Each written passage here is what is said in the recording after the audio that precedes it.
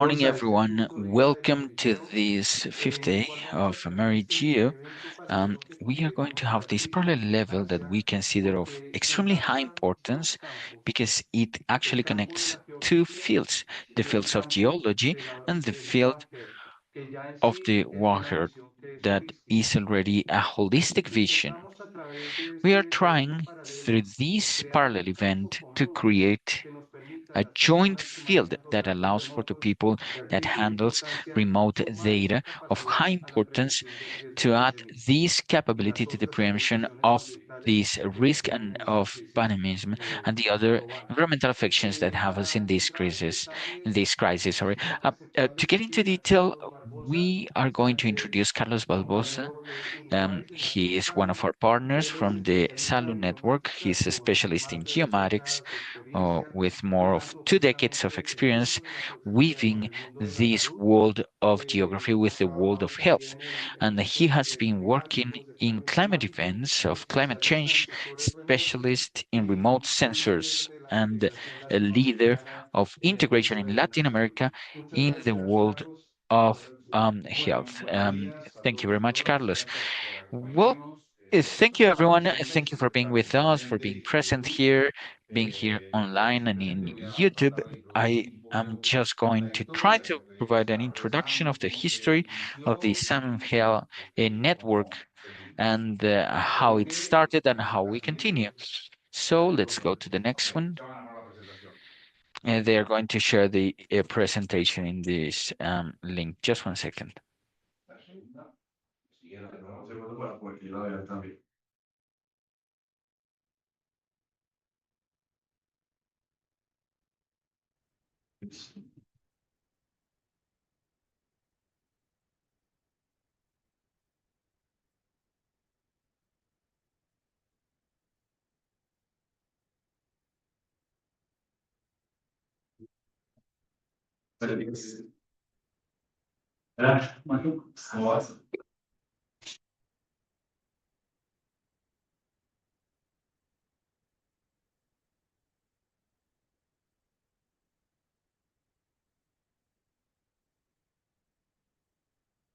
Mientras vamos a la segunda, les puedo comentar Very good. que, como dije Let's get to the anteriormente, second slide.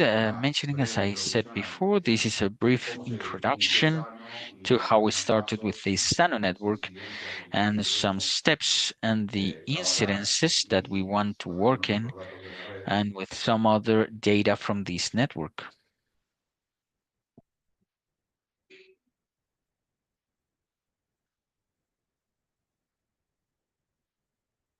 Bien, aquí All está right. presente un So poco in la here we have estructura a de SANO little y bit los desarrollos of del the territorio. sector, the Así development in the luego territory with this new pasamos a logo cerrar that we para generated seguir trabajando en la realidad to siguiente. keep working Bien, in this un poco de network. historia.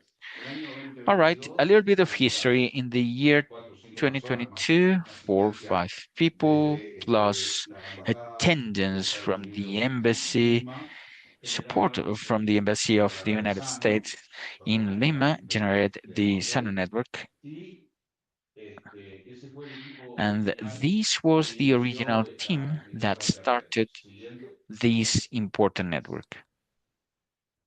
Bien. El concepto de una red, nos So centramos the exclusivamente concept en here, la well, we salud humana, focused la salud with animal y human la salud health, vegetal, de acuerdo a cómo um, está animal health and expresado environmental en health. I esta remember diapositiva. pointing out a little bit stressed El on siguiente. this slide, actually. No, ok. Y estos All son un poco right. los principios de And la these SANO. are the principles of the Una SANO práctica network. para facilitar This is a integración y practice perfeccionamiento de esta red. community to help Esto out with the integration of se define these. como ideas principales de Basically, SANO, these como are some of estrategias the y main ideas of SANO, that is el integration refuerzo and y la buena calidad de reinforcing, práctica en torno a insisting estos temas. the good unit Queremos of desarrollar practice around these una topics. We would plataforma like to en develop la a que platform múltiples so factores de salud puedan multiple intercambiar, areas and factors of compartir health can estrategias. exchange. Nosotros So, hablamos in de un parentheses, intercambio this would diplomático be de what datos we call y repartición this y data identificar diplomacy, right? And the oportunidades para job, mitigar and las identifying expectativas de una red. opportunities to Siguiente. mitigate the Esta es challenges una that we're encuesta facing. que This is a más del survey 95% More than 35% of the 100 surveys, 360 participants in 9 countries. Here we have the topics that we asked about, and this bar shows the importance that was given in this survey. You can see that the diseases, zoonotic diseases or guided by vectors, has the first prize, and then um, environmental pollution. So then we ask ourselves, even though if these are all the lines of work, we can focus on these topics that the survey showed that were the most important. This is the development of the network glossary. Then we have 190,000 members in 9 countries. We have partners, associates. We have tools that we can use. We have created some opportunities of collaboration, and we need to consolidate and to finish building this network. So in here, throughout this year, all the organisms, we see which have reacted and participated and which are part of the SANO network, and I believe it's important to highlight these memories of the institution that we have as SANO since 2022 until now. Let's go to the next one. All right, which are the new steps? Well, the new steps, as we can see, we want to continue growing. We want to use a communications platform for this information and taking care of promoting these sector options with collaboration. We have help of directions in about health. We want to pursue funding opportunities, of course, and we want to promote the development of this workforce of One Health. Um, on top of this, we would like to provide contributions, providing assessment in consulting on One Health and physical health as well. All right. In these 3 years nowadays, we are a little bit more visible in this network. We're trying to coordinate this. These are proportional here. We have Peru, Chile, Colombia, myself from Uruguay. We have Oscar Yanke from Bolivia. We have Wilmer Villamil from Colombia and Hugo Mantilla from Colombia. This is the team of work that is trying to continue working and getting more in depth on this. And now to the previous one, let's see. And we ask everyone that is interested in this, that find interest in this team of work and these groups of practice. You have the two QR codes um, that you can get in there so you can join them or communicate with us. We have all this data here.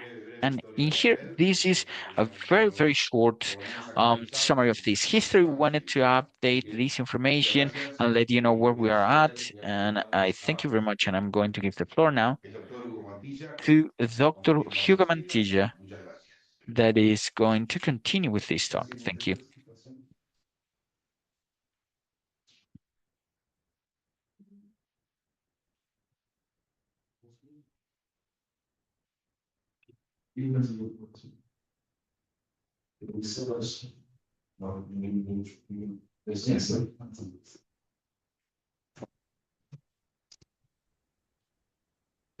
Creo que al comienzo de una breve, All right, I believe that we provided a very short summary there. Let's see.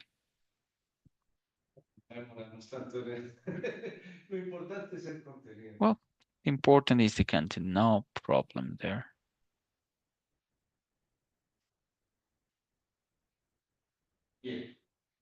All right. So then I'm going to introduce Dr. Hugo Mantilla Meno of the University of Quindío of the Colombian Academy of Sciences. I'm going to share the screen. Just one second. Thank you. Yeah, suspense here a little bit. Yeah, everything seems to be working. All right. So Here we have the small review presentation of Dr. Hugo Mantilla Meluk. All right. As you can see, well, he's a very profuse um, i- information of the doctor. I'm going to gather from here that he was graduated with honors from the Texas Tech University. He was one of the founders of the Colombian Society of Mammalogy and vice president of the Colombian Association of Zoology, but he's also a great helper of SANO in all these tasks that we are endeavoring. So without further ado, Hugo, you have the floor. Thank you very much. So as I was saying at the beginning, I have the task of introducing this new field. It's a new old field, as all the interesting things that we are having here today, in which we need to integrate the capabilities that we have in order to optimize them. So I'm going to tell you a little bit about biogeography. Biogeography is the science that studies from a geology all living beings and in a time frame. And in this is divided into big groups, historical elements, the evolution of these organisms, and on the other hand, ecology, that is more like a picture of what we are having today and explain where we are at. So um, maybe these elements have to do with the preemption of the pandemic risk. Then, of course, it is. And of course, we have tools to specialize these elements of biology that leads us to the anomalies of the nature that are derived in all these threats that are showing up. So then, why is this relevant? Because it turns out that more than 60% of the infectious diseases that we know well of in organisms in the nature, and more than 70% of these emerging diseases for us that we don't know to handle and are more complex, have a zoonotic origin. So these are those diseases that pass from the organisms in nature, of fauna, to the human beings. And I'm going to give you an example about this. But first, um, we are going to talk about a geography, how geography is so important. We are in one event that gathers the main agencies in the world that handle these topics about this geography. Geography, that is something I studied as well, is guided by four or actually five big principles. The first one is location. Where are things located? And this becomes,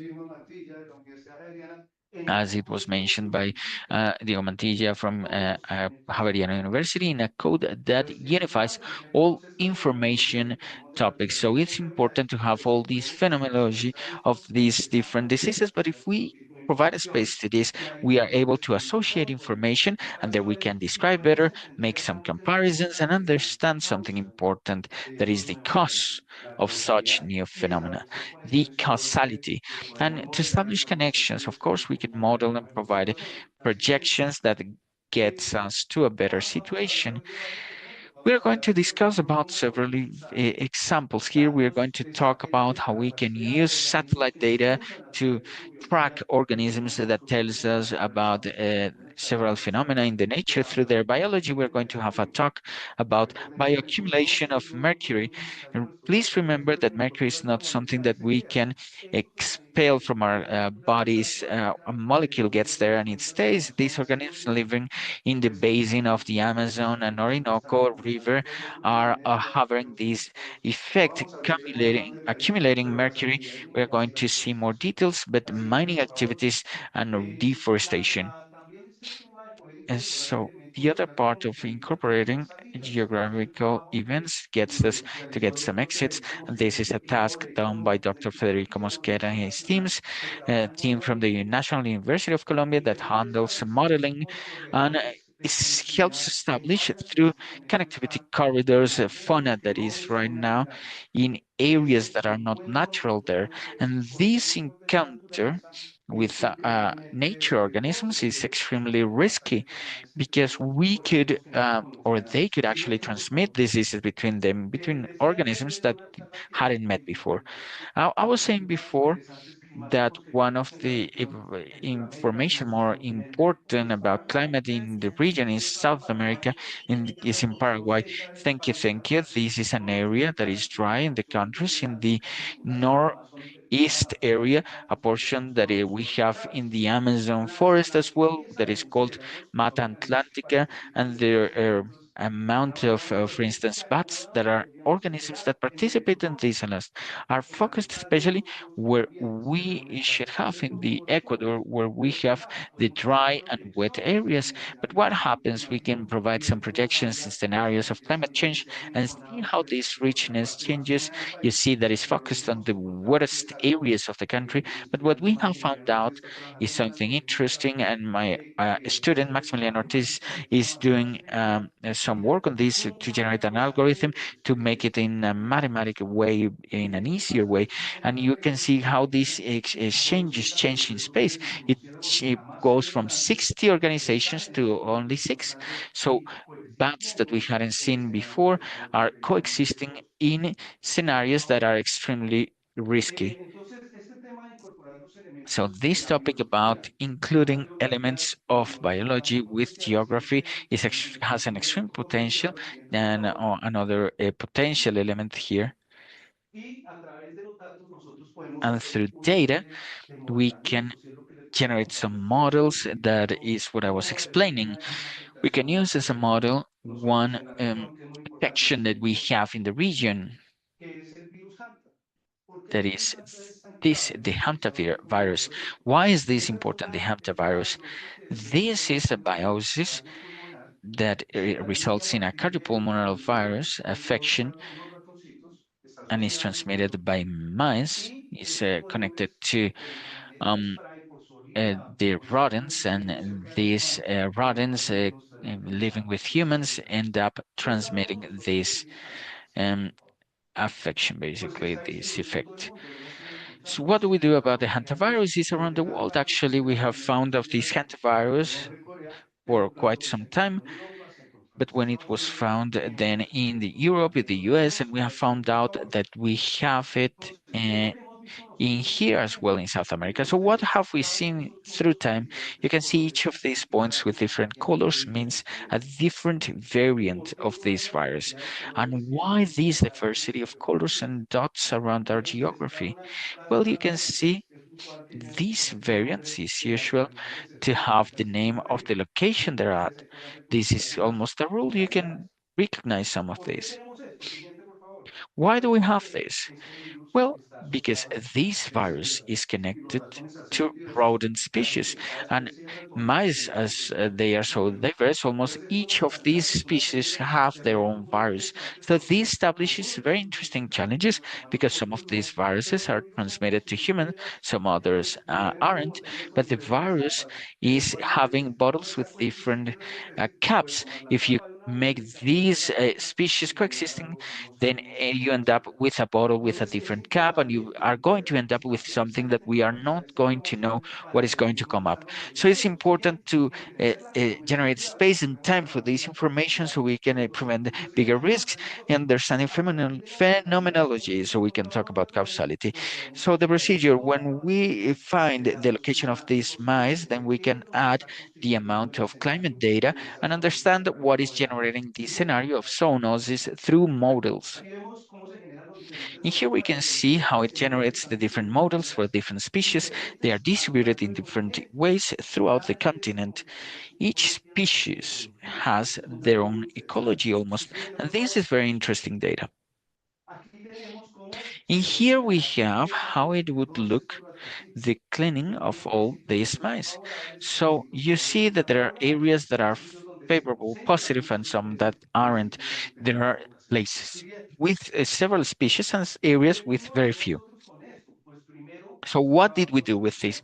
First of all, this is a work of another student, Alexander Sanchez, that explains where we have the optimal climate connection to each species. Each of the species have their own climate homes. And from this, we learn that we can model where we have the hotspots of these viruses, where we should pay attention. So keeping an eye on these areas has to do with these areas of my dear partner in Chile. We have had cases in Chile and even Argentina where they have had to uh, actually evacuate people and populations due to this virus. So we see the hotspots of where we would have the hantavirus in these rodents. So there we have a line of work that is very specific. And what we see here next are these hotspots of when the virus jumps to humans. It's very interesting when we generate this map for the first time. We didn't know that in Colombia we have hantavirus, and we can predict that in the Caribbean we have this. And we actually discovered a variant that is called the Necociki variant, and the same in the Amazon. We didn't know, and this showed. What does it let us do? Combine these variables in the climate and geography and start asking these algorithms, where should we keep an eye? Where should we keep looking and paying attention about these phenomena of these things? So this is the map that explains the hotspots that have to do with this hunter. And what is it saying? That the variable that managed to explain this was this stationary, and it has to do a lot with these mice.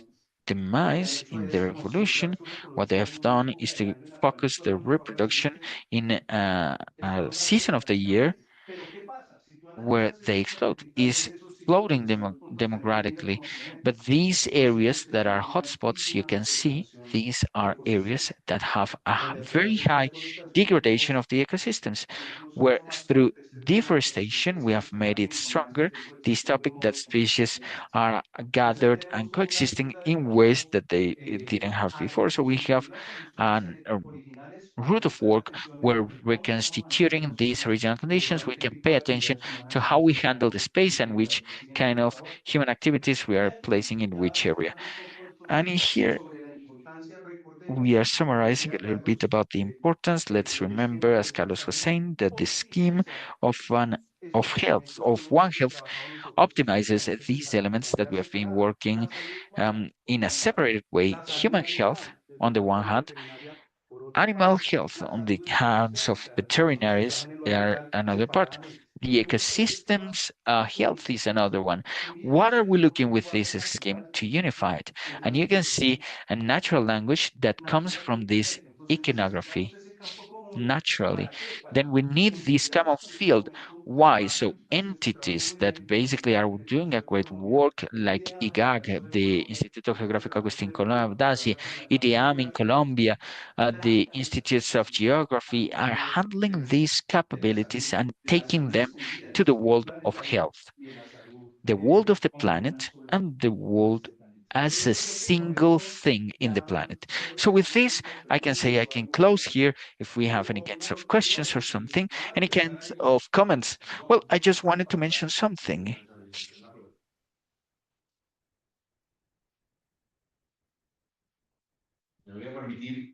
I'm going to take advantage of this to point something out to this great presentation from Hugo.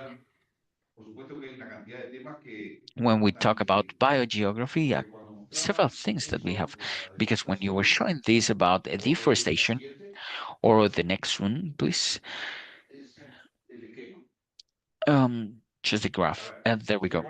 So if you remember a couple of slides back when they talk about several topics, no doubt there are things that we need to add to this model and that we're going to add and we want to. I'm going to provide a very a general example, mice don't like the things that they use to kill them, so they go running from their places they live to our homes. So we need to be more open-minded to establish other variables in the models and adapt them a little bit more. The fourth one about food. So plantations, we have to put them there. It matches perfectly there. So how are these species moving? Of course, if I am looking very quick, some chemical agents, or I don't know, some other topics that mice usually don't like, then it happens in the urban areas when they are expelled, and it seems like we lost the sound for a second, but then the model is also the space and something important like residues in the urban areas, and once again we lost sound. But the base is important. We need to add some other variables, and there is where we're at to adjust and adapt all of this. So thank you very much, Carlos, for these comments. And I would like to add something else, and is that mice die. Controlling mice is actually moving this in an unusual way. These populations they have a natural regulation, because if you check these mice with a population that is controlled, but if you are the only population of mice that is capable of resisting, you are going to have to see them dealt with. So is this individuals ones to the others, so the transmission is going to be quicker than if I want to understand the language that Fernando is using, than Elena is providing as a virus. So if we have several options for a single thing, the dispersion of the information is bigger, the spillover, that is what we're trying to prevent. So as you can see, we have several elements, and thank you for bringing this. Are several elements that we need to integrate, but geography, let's remember, geography is not only the physical part, it's human, it's also economical, it's also about production, it's also a common field that we need to bring to this discussion. Maybe do you have any questions from the public here? If you would like to contribute or ask any questions, you can do it in Spanish or English. Uh, we are asking about the connectivity of the ecosystems and having the breakage of the ecosystems, taking into account the species that are start to disappear. If mice have a predator, then they should generate some alarm, because naturally they are going to have a populational connection there, right? Um, what's your name? Nicholas. Nicholas is asking whether when a species disappears, this scheme is affected. For instance, regulating species like predators, and of course they do. For instance, this task, the part that you saw about these climate optimals, is a task that we derivated from this technology of studying these small canids, for instance, that are part of the common predators of these mice in these areas. So we started checking these traffic chains that are very clear. So to continue then with this, we are going to continue with the next presentation. That is this presentation by Dr. Wilmer Villamil.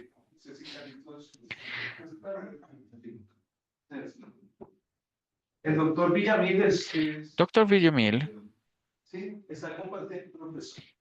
is it sharing? Okay. So maybe we have to stop this one.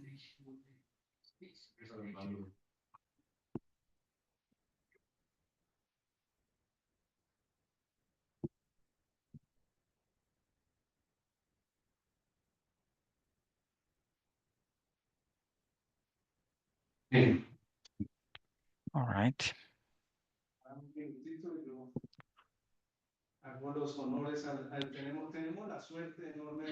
So we have a great luck to have an excellent panel here. And we have with us Dr. Villamil, that is one of the most important examples of this infectology here. He is a specialist in dengue. He has a clinical eye that is more developed. He's an amazing clinician. He's an um, consultor of several entities, the Pan American Organization of Health, PAHO, a member of the Tropical Medicine of the Society of Infectology and Diseases, and president of Tropical Medicine Central Medicine Committee of AZIM, of travelers' diseases, and he has a long list of scientific production, one of the most prolific on the field, and has taught us a y a lot. mí me habla Dr. hoy Villamil is de going un to talk caso today muy especial, about a specific de un case escenario muy especial que es el de dengue of a en specific poblaciones scenario en that Colombia. is dengue in En el contexto del Caribe de nuestro país, pues doctor a Villamil, vulnerable es un population in placer the para context of the nosotros Caribbean in our aquí country. Dr. compartir este Villamil, it's a panel y pleasure to have you with aprovechando us usted today parte como to being colombiano part of this panel. de Villamil este is part, grupo as que, Carlos como por mentioned, ejemplo of estamos this dando group como una nueva that is organización a la generating a revisar. new organization of the Doctor SANO Villamil, cuando network. quiera. Dr. Villamil, you have the floor. Good morning, everyone. Can you see the slides now? Sí, Yes. puedes hablar, si puedes Thank hablar you. más fuerte If you o could con speak a little bit micrófono. louder. Thank you, Dr. Hugo Mantilla, for this amazing presentation. Thank you, Dr. Carlos, Dr. Patrick Klein, our general leader of the SANA Foundation and this academic group and all the group that is present here. We have this part of the challenge and what is happening with a population of dengue in older people that are older than 60 years old. We have to locate this in a context and basically understand that we need to understand that the classification of dengue, we have dengue without alarm, dengue with signs of alarm, and severe dengue. What is happening in Colombia in this week, epidemiological week, from the 27th to the 30th? We had presence of severe dengue in 37%, but nowadays we have it in about 50%. Where? Let's see, Guajira, Santa Marta, Magdalena, Putumayo, Caquetá, and this makes us, without a doubt, to have a strategy with these two key concepts about biology, geography, integrated towards health. Our group in this paper, in the American Journal of Tropical Medicine, managed to highlight something. What is happening? Dengue with alarm signs has increased, and we have 45%. And you would say, let's see, Dr. Villamil, what has this to do with the dengue of alarm signs? Because if you have alarm signs, the patient has to be hospitalized. And if the patient is not hospitalized and is older than 60 years old, could probably die. So we have an increase of this dengue with signs of alarm in 40%. So we need this strategy to have all the tools to identify the global transmission. You see, in the case of Colombia, we can we have it mapped, we have identified with this last bulletin of epidemiology of our Institute of Health, shows Guajira, Putumayo and everything. And with this, we can determine in this bar the index and we have it in something that has the intensity of transmission is right now in 0.04%. So we have another basic point to highlight. We need to understand seroprevalence. And you see that seroprevalence of dengue higher than 60% is a biomarker that is extremely important, an indicator that is really high of what? Transmissibility. And then if we analyze this paper in the American Journal of Tropical Medicine, we understand that the population between 45 to 95 years old is the population that has the most seroprevalence. So this means that in this case, we are going to have a biomarker, let's say some key indicators that this population is vulnerable, and they are going to have a very high rate of transmissibility. And if we add something else here, we need to do something. Then we talk with the government and we say, hey, this costs, and of course it costs. And in the plugnal tropical disease, plus neglected tropical diseases, we analyze the cost, and in this we have indirect costs up to $65 million. Direct cost of this service is $250, but per year is about $30 million.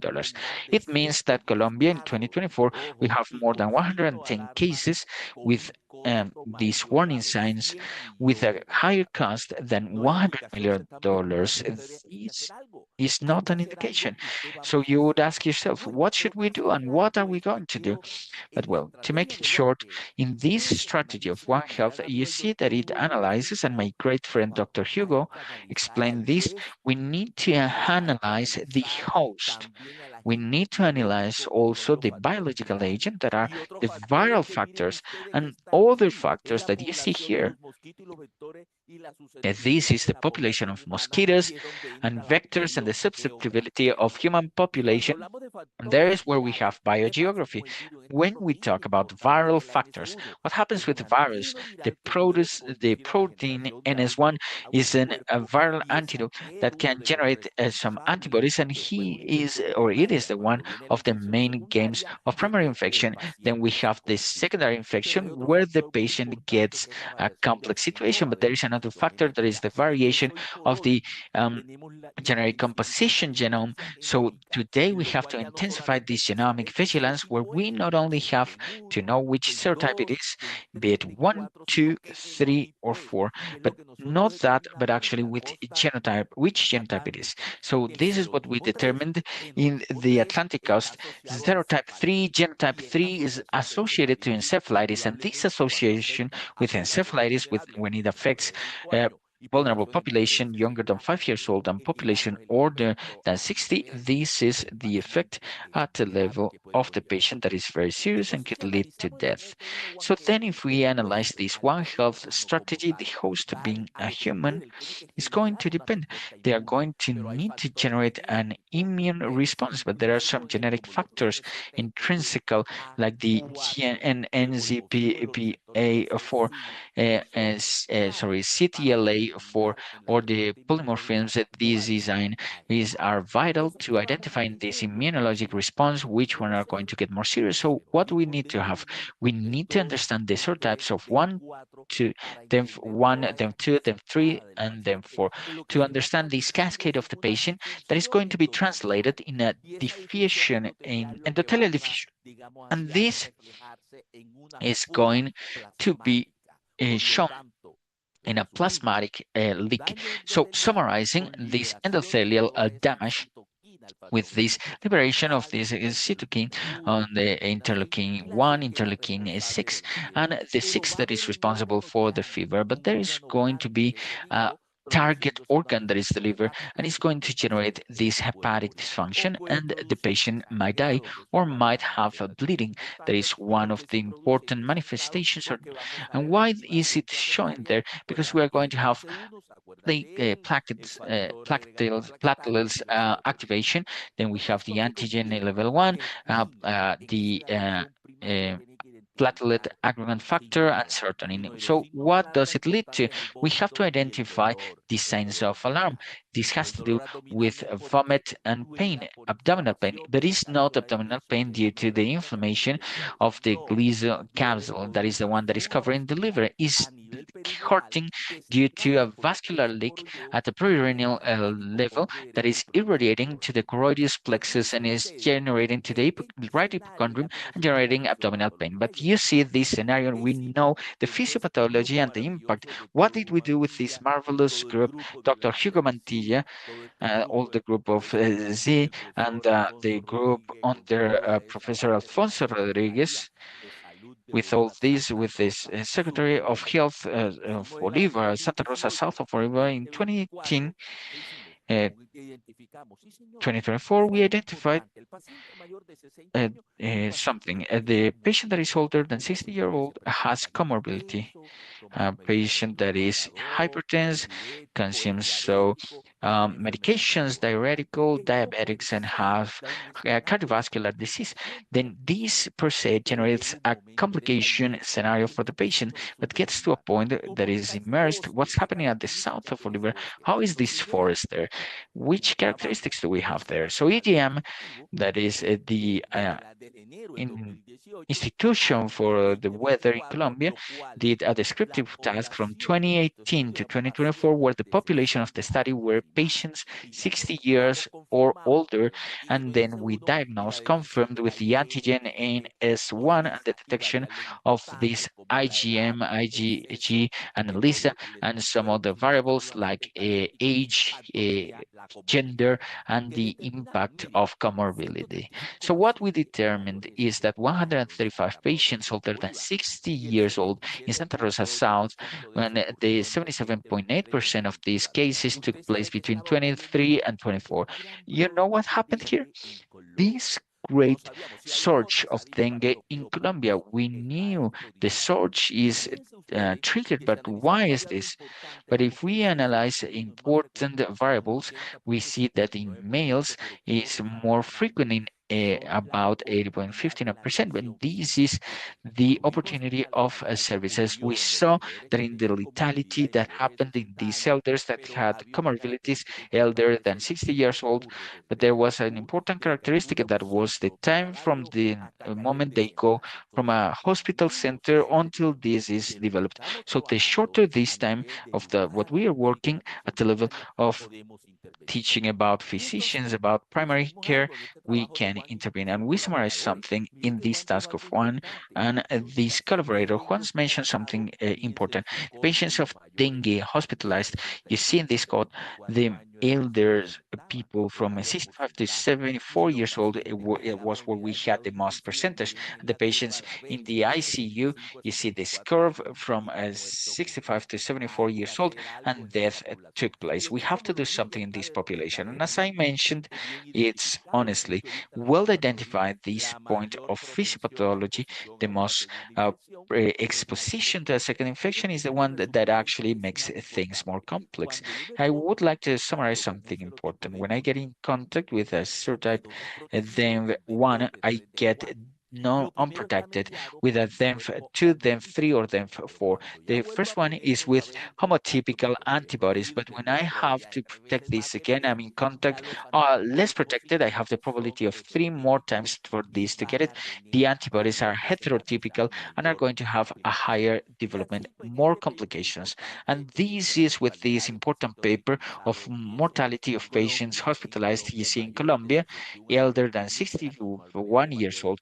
See the comorbidity as we find it in our study, hypertension, the problems of pulmonary level, diabetes, the same as us, something that we find in Santa Rosa, Bolivar South.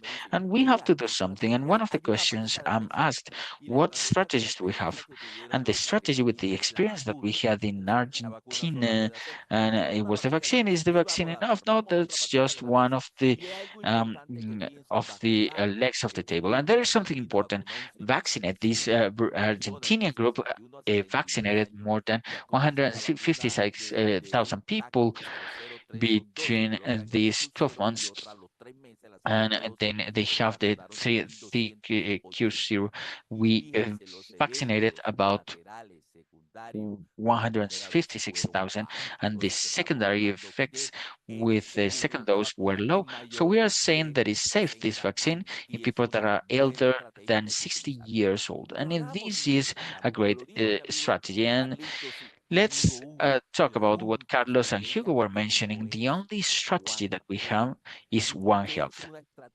And why is this a key strategy? Because it's a integrated, focused, unifying that recognizes the health of humans, but within the environment uh, mm, of the animals and the environment itself and the humans, and it articulates with this foresee coordination, collaboration, communication, and coordination integrated by the community. And this is what the National Institute of Health is working on, a vigilance in public health focused on the community and the basic principles that we need to have equality, we need to have a commitment of the communities, and if communities don't keep an eye on this, don't do anything, and there is something key that is transdisciplinarity. This is health. This is SANO. This is our foundation. This is what we are doing with great biologists, great people with knowledge of biogeography, modeling, clinical experts, and it's the only way to actually intervene this. And the handling of this is marvelous, or in the handling of dengue, because it's going to promote systematic vigilance of human population, mosquitoes, vectors, and reservoir studies. This is the integration of the whole process. But then we have a key factor there. What happens with biogeography? What happens with climate change? And you can see that the increase of temperature increases the risks of dengue. Why? Because it's increasing the rate of development of these mosquitoes and it's reducing the incubation time. And how this paper that I'm recommending, the Nature Climate Changing, that is key. You can see this key concept in precipitation, in rainfall, is a key factor for the transmission of these diseases transmitted by vectors. Keep these words here because this is what we started analyzing. And the other important factor is temperature. The increase in temperature, not only for diseases transmitted by vectors, increases in 7% diarrhea. It increases and changes the ecology or ecosystems of the mosquitoes. And then we have these two factors, temperature, then precipitation or rainfall. And these get it to have some microorganisms like Zika, chikungunya, and dengue, and also crucia and barachanga that is going to generate an impact. And that is why the vector transmitted diseases are very frequent. So we model with this marvelous team led by Dr. Hugo Mantilla. And you can see in this slide above, we see the number of dengue cases. We have series in the third time because we see it with a day, year, and you see is key here that we have within this increase in blue here, the number of cases, we have these peaks well identified, but then we have something key. See that in red we have the average on the temperature here, and in blue with these peaks, let's see in space, we have the rainfall. Remember, I mentioned rainfall and temperature, and you can see here in this analysis, Santa Rosa, Bolivar South, hit by all this outbreak of dengue, this outbreak on this population of 60 years or older, these high peaks are associated when we have a function, we have an union of temperature and rainfall. These are two key factors that are going to determine the presence of this outbreak. If I have this vigilance key from the point of view that is the other leg that is going to be done in One Health, I can previously also intervene. We need to join this increasing precipitation, increasing temperature is connected there. But I'm not going to leave it there just there. We got to determine what happens with two key factors. Vegetation. Vegetation, what does it mean? That when we have good vegetation that we can see here in blue, the EPI, this vegetation contrast the infrared rays, but you see it's fluctuating. There is some decrease in vegetation.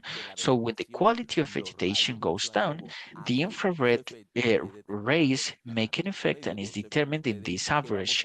So you can see that we're going to have bad quality of vegetation.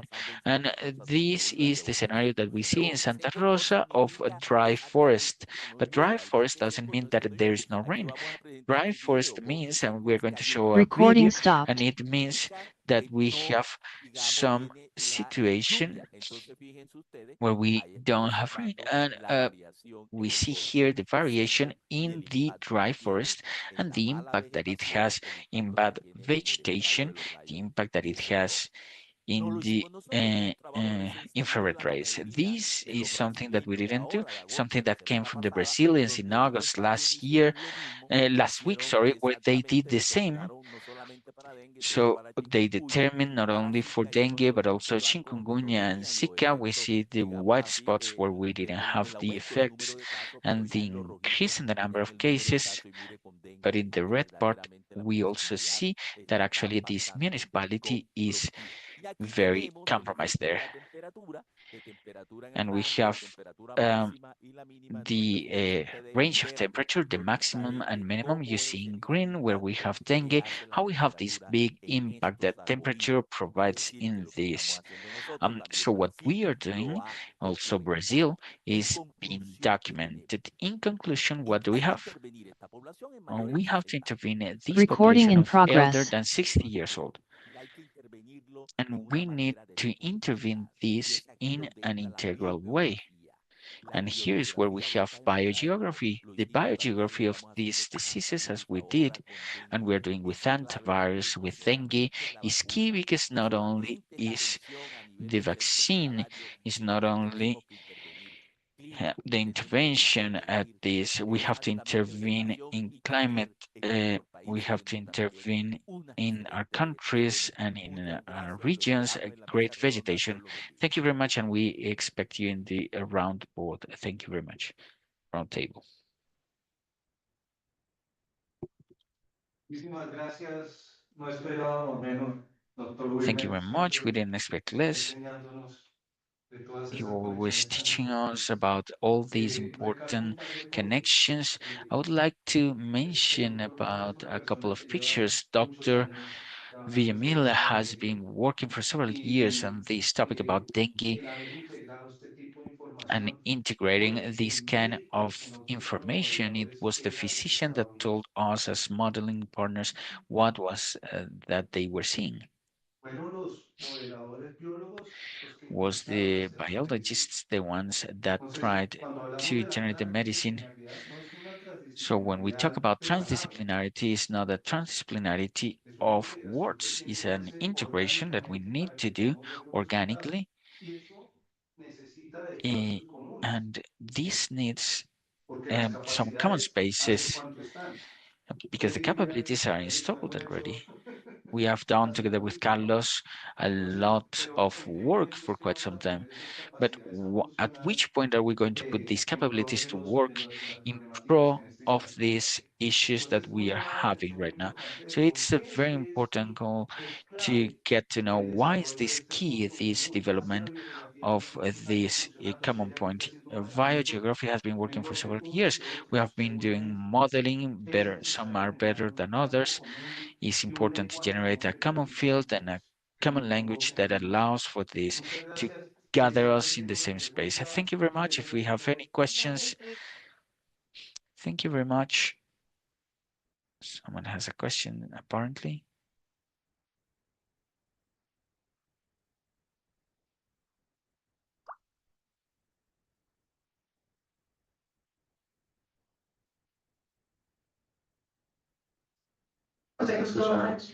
Si quieres te acercas acá la If you'd cámara. like, you can come a little bit closer here. Aquí al frente. Ahí. Thank you very much. Hola, doctor Villamil, ¿cómo estás? Hi, Dr. Villamil. How are you? Bien, doctor, acá para felicitarte por tu Doing great, presentación. doctor. Here we Efectivamente, are también providing the compartes presentation. como It's la actually very dengue important. es We know that principalmente mortality generada en of dengue solidario, is luego en mainly el in tema que people mencionaste de la younger than confirmación con 14 years old. It's IgM, la important, this topic you identificación y mentioned también about el tema the de confirmation with IgM focalizar las personas and the mayores de topic of 60 años, un focalizing tema que people hemos venido elder than trabajando 60 dengue years y old yo is a sé topic that que we es have una been capacidad handling muy with dengue. contributiva que We tiene have gran had experiencia several de toda esta topics here. You parte have this great epidemiológica experience from y all asistencia, this pero claramente también el importancia de epidemiology and variables so on, clínicas. but also the Como importance of estamos clinical muy, muy variables nuevos todavía with en la several parte laboral, challenges still el that for epidemiólogo this um, toda la part, conocimiento precisamente de epidemiological la part, demografía, the epidemiology, de muchos and factores que nos afectan sobre todo en las with personas. several Bueno, para saludarte y factors. bueno, saber. Thank you very much. Thank you very much, Dr. Paula. Greetings, Oxford. Any other question? Well, I believe that due to time constraints, then we're going to continue with the next presentation. Well, thank you very much, Dr. Villamil, for your presence and your contributions to this. Thank you, Dr. Hugo. Thank you, Dr. Carlos. If you could please share this presentation. No, él viene virtual. Gracias. Entonces, bueno, yo quiero presentarles a All y right, I'd eran like to más, introduce eran now más my compañeros great que se brother, libraron millones de batallas a cuatro partner, bandas. million Este battles together, Federico Mosquera, and egresado this is justamente de Federico doctorado Mosquera. en biología de la Universidad He did Nacional de a Colombia, PhD of maestría geology in the National University of Colombia. en el área de la He has a epidemiología master's y de precisely in geografía. epidemiology from Federico es uno Cauca, de los actually. grandes And líderes de Federico is one of the comunicación great leaders, dentro del grupo de especialistas del sistema a universal member de of the group of Colombia. specialists of Es threatened una de las species of personas the que ministry, más sabe um, y más and ha is one of the publicado de delfines de persons río that en knows the materia most and de has published la the most historia de on la bioeconomía, this, and is going to el tell us seguimiento this precoz history también about son pollution, distintas teorías pollution a través events. Some other de este are tema de la very integración de key datos also geográficos. through this topic of Federico, cuando integration quieras. of geographical data. Gracias, Federico, Hugo. whenever you want. Un Thank you, saludo a Hugo. ti y a todas las Special personas greetings que to nos you and acompañan everyone el that día is de with hoy. us today. Realmente es un honor estar en un espacio tan It's a importante great y en honor to nuestra alma be in a mater, la Universidad space as Nacional. amazing as this and in our Yo voy a alma mater, compartir National entonces University. la pantalla. Then ¿Me we are confirman? going to share our screen. Sí, Please ahí confirm está todo en orden. if you Ahí have está everything in order. Federico con su Listo, pregunta. un We gusto. have Vamos it, a hablar de un Federico. tema muy Thank you very interesante, un much. We're going enemigo to talk about something silencioso, very mercurio, important, y su a forma de silent convertirse en mercurio enemy, total en mercury, la vida methyl silvestre. mercury, ¿Cómo se or total utilizan mercury in the los delfines de río como wildlife. And bioindicadores para how do tratar we de use entender river dolphins as ese bioindicators to ciclo tan try to complejo understand de this mercurio en los complex cycle ecosistemas of acuáticos mercury y in en esa the interfaz con los water ecosistemas ecosystems terrestres? and its En la interface Amazonía with y en la the Orinoquía, terrestrial dos de or las land cuencas hidrográficas más ecosystems? importantes In del the planeta, Amazon con and un the volumen oceánico Orinoquia, más the importante, two of the most important 1.5 hydrographic millones de basins in kilómetros Colombia. cuadrados de ecosistemas The Amazon, acuáticos, 7 y los million of ecosistemas square terrestres, kilometers, the generalmente alrededor de million un square kilómetros kilometers cuadrados. of aquatic Y ecosystems, bueno, en ese and about 1 contexto, million los delfines of de río um, del género square Vinia, kilometers in comúnmente los Orinoco. conocemos como These los delfines uh, rosados pink del dolphins, as they Ecuador. are commonly known, Federico, ¿puedes are. un poco más cerca del Federico, if micrófono? you Es que could no escucho approach a muy little bit cerca. to the microphone, we are having some ¿Se me issues escucha with mejor? the sound. Acá estoy más cerca, ¿está todo bien? I'm getting a little bit closer. Is it Eso es working muy there? bueno, gracias. It's a little bit better. Los delfines de río del género Inia es el depredador These tope en los river ecosistemas dolphins is one acuáticos of en el the highest neotrópico. Es un predators in depredador these que alcanza ecosystems in entre the neotropic. 180 a 200 It kilogramos. gets Es un cetáceo 180 to continental 200 con una kilograms. historia Is del a río en estos continental ecosistemas cetacean de with entre an evolution 15 history in y these 11 millones de ecosystems between años. 15 and 11 million years.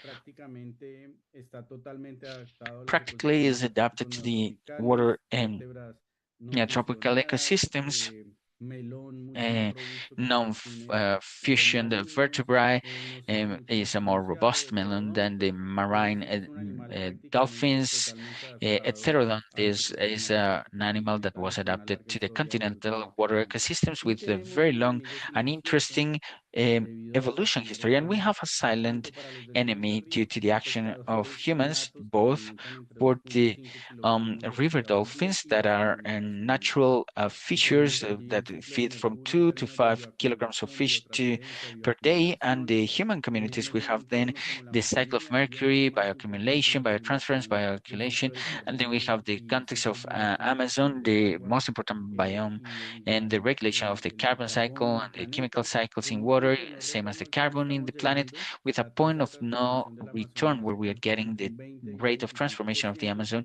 is y between tenemos 20 la to pérdida de la 25%, conectividad and debido a we have procesos loss of de connectivity due to infraestructura process of como infrastructure hidroeléctricas, like hydroelectrical, explotación petrolera, um, deforestación. um, Entonces, ¿qué oil veníamos a hacer? exploration and Precisamente deforestation. en Then este what did we espacio want to que do muy precisely in amablemente this nos space that invitan was provided a dar and esta invited, charla, so we es could precisamente provide this cómo talk las is to herramientas de precisely tecnología make sure relacionadas how con the el monitoreo technology satelital tools de estos connected individuos with tienen satellite experiencia en monitoring el of mundo. these individuals' Entonces first se experience hizo in un the world. ejercicio de Then we réplica did con an delfines de exercise río of en Asia, replication with pero pues veamos river cómo dolphins in buscar la Asia, colaboración but en el then mundo how to amazónico get entre this collaboration pescadores. in the Entonces, Amazon biome en between Colombia nos researchers. íbamos So in familiarizando Colombia, we como en worked in the Perú, Amazon River empezamos en el and río Orinoco Marañón, River. en In Peru, we Brasil en el worked río in the Geneva, Marañon River. en In Bolivia Brazil, in the Canindeyú, y Geneva de River. allí logramos In instalar Bolivia, in 48 San emisoras Martin, and we satelitales managed to install 42 desde lo que se satellite llama Argos, transmitters donde podemos from the seguir en Argos tiempo real a platform los where we delfines can de follow río. in real Y time nuestro interés es these no solamente river conocer dolphins. And our métricas interest is espaciales, not only no get to know campos documentados space como rango metrics hogar, área or spatial nutriente, metrics hábitat que permitió, like digamos, range, generar nuevos home, parámetros en area, términos de vida use of de esa habitat that especie y demás, generated new sino también tratar uh, de aprovechar la paradigms in oportunidad terms para of use of colectar habitat of muestras the de tejidos. species, but also Generalmente los allowed us to delfines de collect río, some sus aletas tissue. caudales y Usually, pectorales these tienen pequeños river dolphins in their cortes fins debido a have la interacción small con cuts ramas, due to rocas the y demás, y interactions allí with tomábamos las rocks and muestras branches, and de there we tejido gathered para de some esta tissue forma pues samples. establecer In this way, las we could concentraciones establish the de número. Luego concentration nos of preguntábamos de this. dónde se está Then originando we este asked mercurio y ourselves qué where impacto puede this tener. was Entonces generated, allí, this como le mercury, and decíamos, which impact it could utilizamos have. spots And de as we were término saying, we nacional que used spots son de 399 referencia de Wildlife that are Computers, que reference son of wildlife transmisores de computers that are telemetría satelital transmitters en tiempo of real desde la plataforma satellite Argos, telemetry pero in real adicionalmente time from the utilizamos Argos imágenes de platform. satélite But para additionally, comenzar a we use identificar satellite los tipos images de so we hábitat que could start utilizaban los identifying the delfines de kinds of río. habitat that the river Adicionalmente, con las dolphins were muestras de using. mercurio, Additionally, with these seguimos el mercury protocolo y samples, we utilizamos las followed the técnicas de protocol and espectrofotometría used de vapor en frío para determinar la spectrophotometry of concentración cold de mercurio total, vapor siguiendo los protocolos concentration to determine estandarizados the total en concentration of diferentes mercury following the laboratorios a standardized nivel nacional protocols e in different internacional. Y laboratories at the national and adicionalmente, international pues level. tratamos de And entender additionally, de we dónde tried proviene to este mercurio understand y cuáles son las where the principales mercury was causas. coming from and Y which acá are the tenemos main las causes. sorpresas, ¿no? Los And in delfines de here we río got tienen some amplios surprises. requerimientos de The hogar, river dolphins have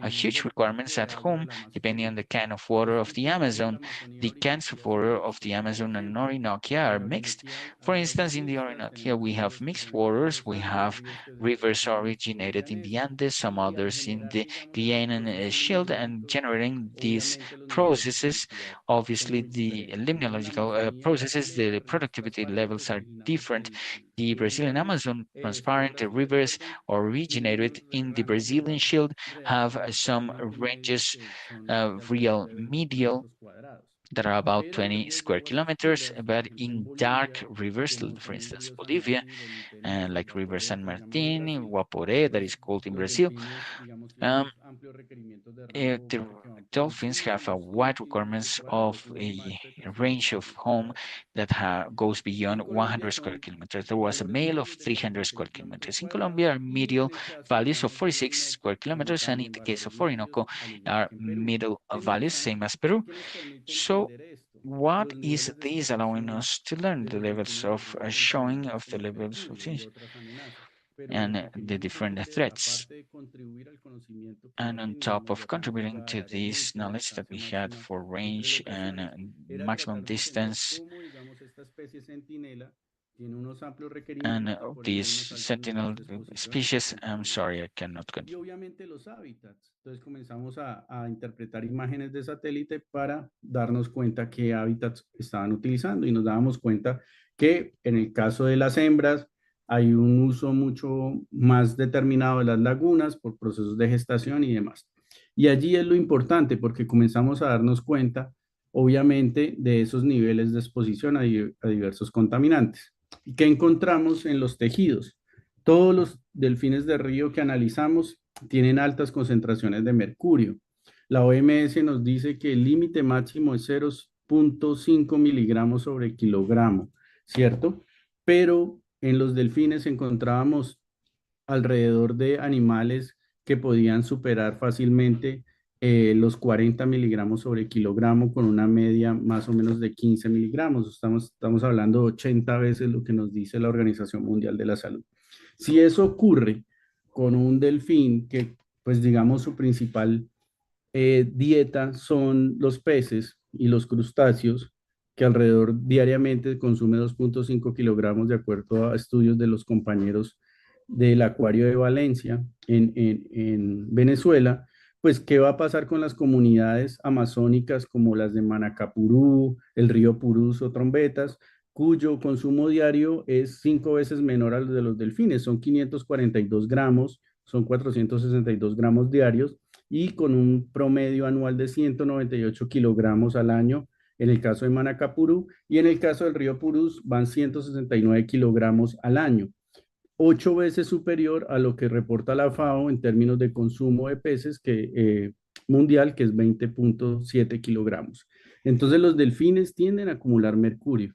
¿Y de dónde proviene ese mercurio? Obviamente de los peces, pero el mercurio tiene un proceso interesante que se está moviendo a lo largo de la cuenca, dada la migración de los peces. O sea, puede tener una fuente contaminante que ya las vamos a ver, producto de la minería ilegal o deforestación, más incendio forestal, más liberación de los depósitos naturales de mercurio que están allí en la Amazonía, va por el cauce principal y obviamente hacia abajo y obviamente hacia las partes inferiores de la cuenca vuelve a subir en las migraciones tanto reproductivas como alimenticias que hacen los peces, tanto longitudinalmente como transversalmente. O sea, el mercurio, aparte de bioacumularse, biotransferirse, biomagnificarse, hay un biomovimiento de este contaminante a lo largo de la cuenca. Grave. Y comenzamos a darnos cuenta que las hembras que tienen unos niveles de exposición mayor que los machos, pues tienden a acumular más, se mueven menos, están en áreas específicas y obviamente hay un tema allí que vamos a ver más adelante. Desde la costa del Amazonas, ¿cierto? Al Atlántico, estando, digamos, en zonas costeras, comparamos con diferentes cetáceos como Sotalia guianensis, que es un delfín costero, y obviamente nuestros datos de Inia geofrensis de los 5 puntos de muestreo donde tenemos, donde logramos tomar las 42 muestras, y nos damos cuenta que los cetáceos a lo largo del bioma amazónico y también de la Orinoquía, pues tienden a tener este contaminante en unas altas tasas de concentración. Y otra pregunta, ¿de dónde proviene el mercurio? Era nuestra gran interrogante. Y comenzamos a darnos cuenta de qué está ocurriendo, ¿no? O sea, utilizando como centinela a los delfines, ya nos estamos dando cuenta, un depredador tope que usa hábitats heterogéneos, un excelente modelo biológico y con, digamos, unas implicaciones ecológicas y ambientales sociales similares a las de nosotros. Y comenzamos a hilar fino y construimos unos modelos matemáticos, primero utilizando herramientas espaciales y estableciendo el área quemada en el bioma y en la Orinoquía, luego el área deforestada, luego los hotspots o los puntos calientes de incendios forestales. No importa que esté pasando en Brasil, en Bolivia, en Perú o en el piedemonte amazónico colombiano, transición con la Orinoquía, la deforestación y el posterior incendio forestal generado para un cambio en el uso de suelo es un delito de lesa humanidad que está alterando el bioma amazónico y exponiendo a un contaminante neurotóxico a más de 40 millones de personas que viven en estos ecosistemas acuáticos y que dependen de los peces para alimentarse. Las hidroeléctricas masivas que se están construyendo en los países de Perú, Bolivia y Brasil, que genera una remoción en masa de gran cantidad de contaminantes y que todos van al agua, y obviamente la distancia al boom de la minería ilegal que hay en los biomas amazónicos y orinocenses, principalmente en el Alto Cassiquiare, en el caso del Orinoco, y principalmente en Colombia, Brasil, Perú, Madre de Dios, en el caso de Perú, y Brasil en la Amazonía. ¿Y qué obtuvimos a través de esos modelos matemáticos GAMS de esta forma? Pues prácticamente el área quemada, el área deforestada y los puntos calientes de incendios forestales son determinantes para explicar la concentración de mercurio total en los delfines. La distancia a los puntos como la minería ilegal y demás no es relevante. Y nosotros nos quedábamos como pensando cuando veíamos estos datos, ¿cómo así que la distancia no es relevante? Pues hay peces que al igual que los delfines tienen migraciones, incluso los grandes bagres pueden migrar 4.000 kilómetros, que son presa también de los delfines, y otros peces tienen migraciones medias de 500 kilómetros. O sea, al bioacumularse o al biotransferirse el mercurio en los peces, pues se da un proceso de biomagnificación en delfines y en humanos. Entonces, el llamado a atención, las publicaciones que tenemos en colaboración con muchos colegas, Hugo y otros de Latinoamérica, es un problema realmente grave. Y el llamado de atención para nosotros que estamos acá en el bioma amazónico es entender que la Amazonía ya no es un ecosistema intangible, ¿sí?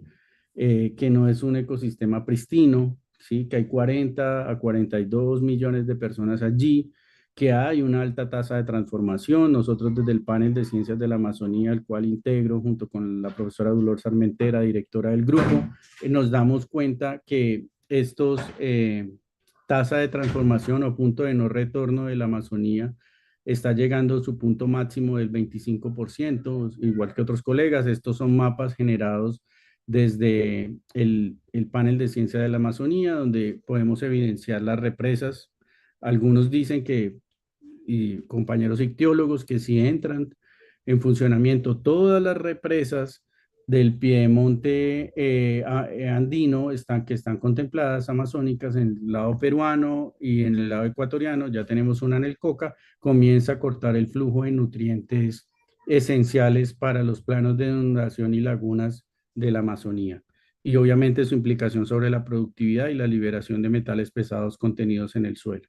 Obviamente la exploración petrolera, la minería ilegal, son estos recuadros que vemos en la salida gráfica derecha, color naranja, y obviamente es una amenaza silenciosa para las comunidades. La infraestructura vial y demás proyectos, y obviamente los cada vez más constantes y frecuentes incendios forestales que ya estamos volviendo paisaje, pero es un tema urgente de monitoreo a escala de bioma y transfronteriza entre las naciones.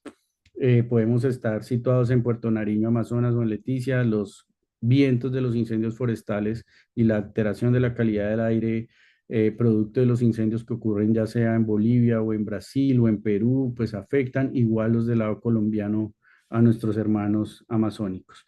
Y el llamado es a entender la funcionalidad de la Amazonia. O sea, cada vez que comenzamos a sumar transformación en este bioma, estamos abriendo una caja de Pandora, ¿no? Estamos alterando el equilibrio. Y el llamado a atención es no volvernos a un espejo como el de África, con ébola aire y otras patógenos o virus que están allí contenidos, ¿no? La Amazonía tiene la mayor diversidad de especies del planeta, desde los grupos que tú consideres, peces, más de 3.000, mamíferos voladores, en el caso de los murciélagos, junto con el Chocó Biogeográfico. Entonces, allí hay procesos de contención de enfermedades y de patógenos y virus, y obviamente de metales pesados, que era un punto que no se había considerado. Entonces, la conservación del Amazonas no es un discurso chauvinista o algo así, es una urgencia para la humanidad, porque en cualquier momento se puede desatar algo que no podamos contener. Además de los ciclos fundamentales, ¿no? Ya venimos, Bogotá, una ciudad con casi 11 millones de personas, con una crisis del agua, pues debido a la afectación del Amazonas colombiano, que solamente es el 10 y el 8% del bioma a escala global, ¿no? A escala regional. Y obviamente esa heterogeneidad hay que entenderla no solamente desde lo biológico, sino desde lo geológico, ¿no? Y el rol que cumple las coberturas en términos de contener estos metales pesados allí, prestando este servicio ecosistémico fundamental. Finalmente, el monitoreo transfronterizo en deforestación, incendio forestal, minería ilegal y depósitos naturales de mercurio debe ser una prioridad, y quizás el llamado desde estos espacios, una red que realmente sea escuchada por los gobiernos para entender la gravedad de la situación. Son 40 a 45 millones de personas expuestas a un contaminante, muy superior a lo que ocurrió en Minamata.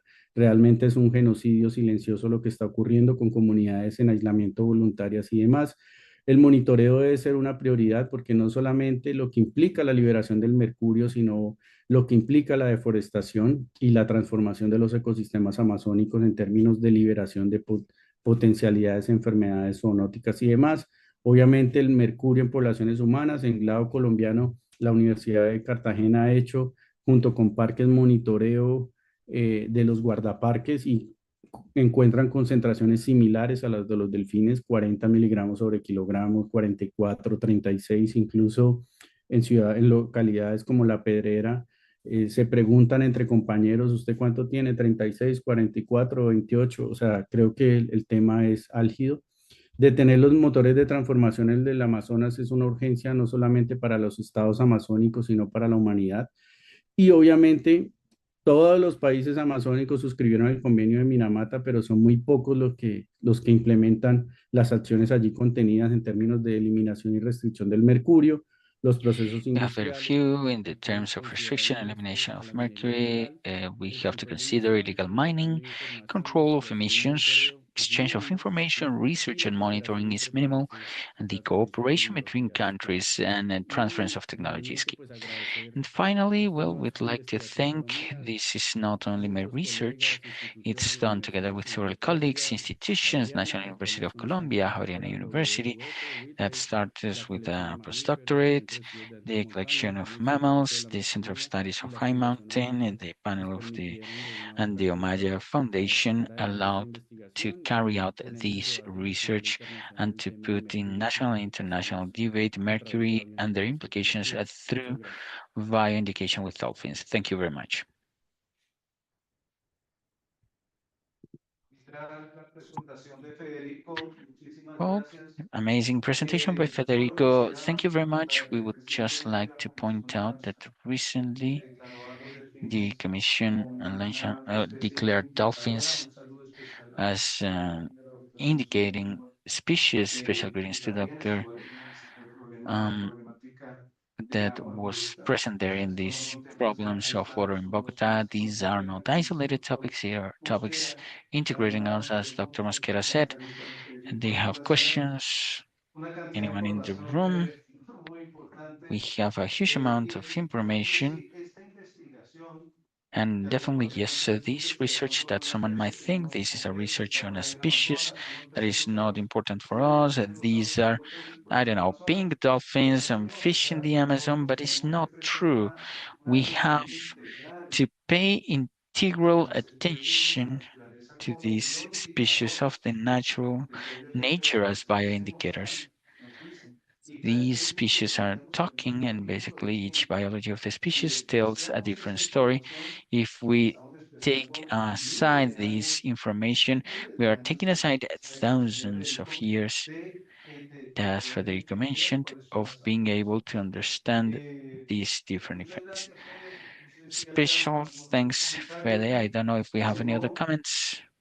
sí, No, con todo gusto y No, it celebrar was a el great espacio y a pleasure los and to organizadores, ¿no? A celebrate the ti y a todo space el and grupo the nuestro de seguir organizers contribuyendo en esta red and y en you and seguir everyone. divulgar la It was a great importancia del pleasure monitoreo, contributing digamos, to de la this network and detección y de continuing with this articulación de diferentes disciplinas para detection tratar and de articulation entender of y buscar different soluciones a estas disciplines to problemáticas manage to globales, pero understand and get conjuntas to understand y de these alto impacto, ¿no? in global areas of sí, high Fede, yo impact. quería Even pedirle un favor, haciendo Fede, I este wanted to pequeño ask break a para favor, please. la cantidad de Small break información. to Pero quería due to pedirle the un amount favor of muy especial information. a Fede, I porque wanted to ask a favor precisamente to quería please stay aclararlas.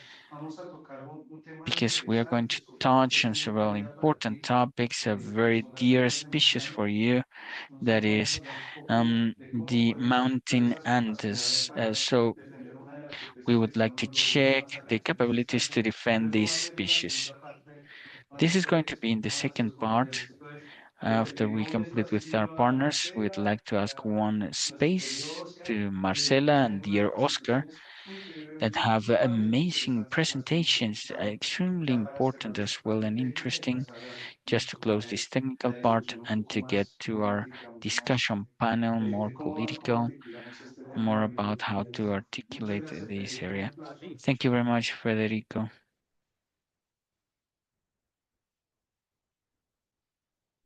Eh, En unos 15 minutos volvemos a la conferencia. We have about 15 Entonces, minutes and then we'll be back. Short break. tal vez un poco menos para poder empatar. El tiempo tirado, 10 minutos. 10 minutos. Se nos extiende.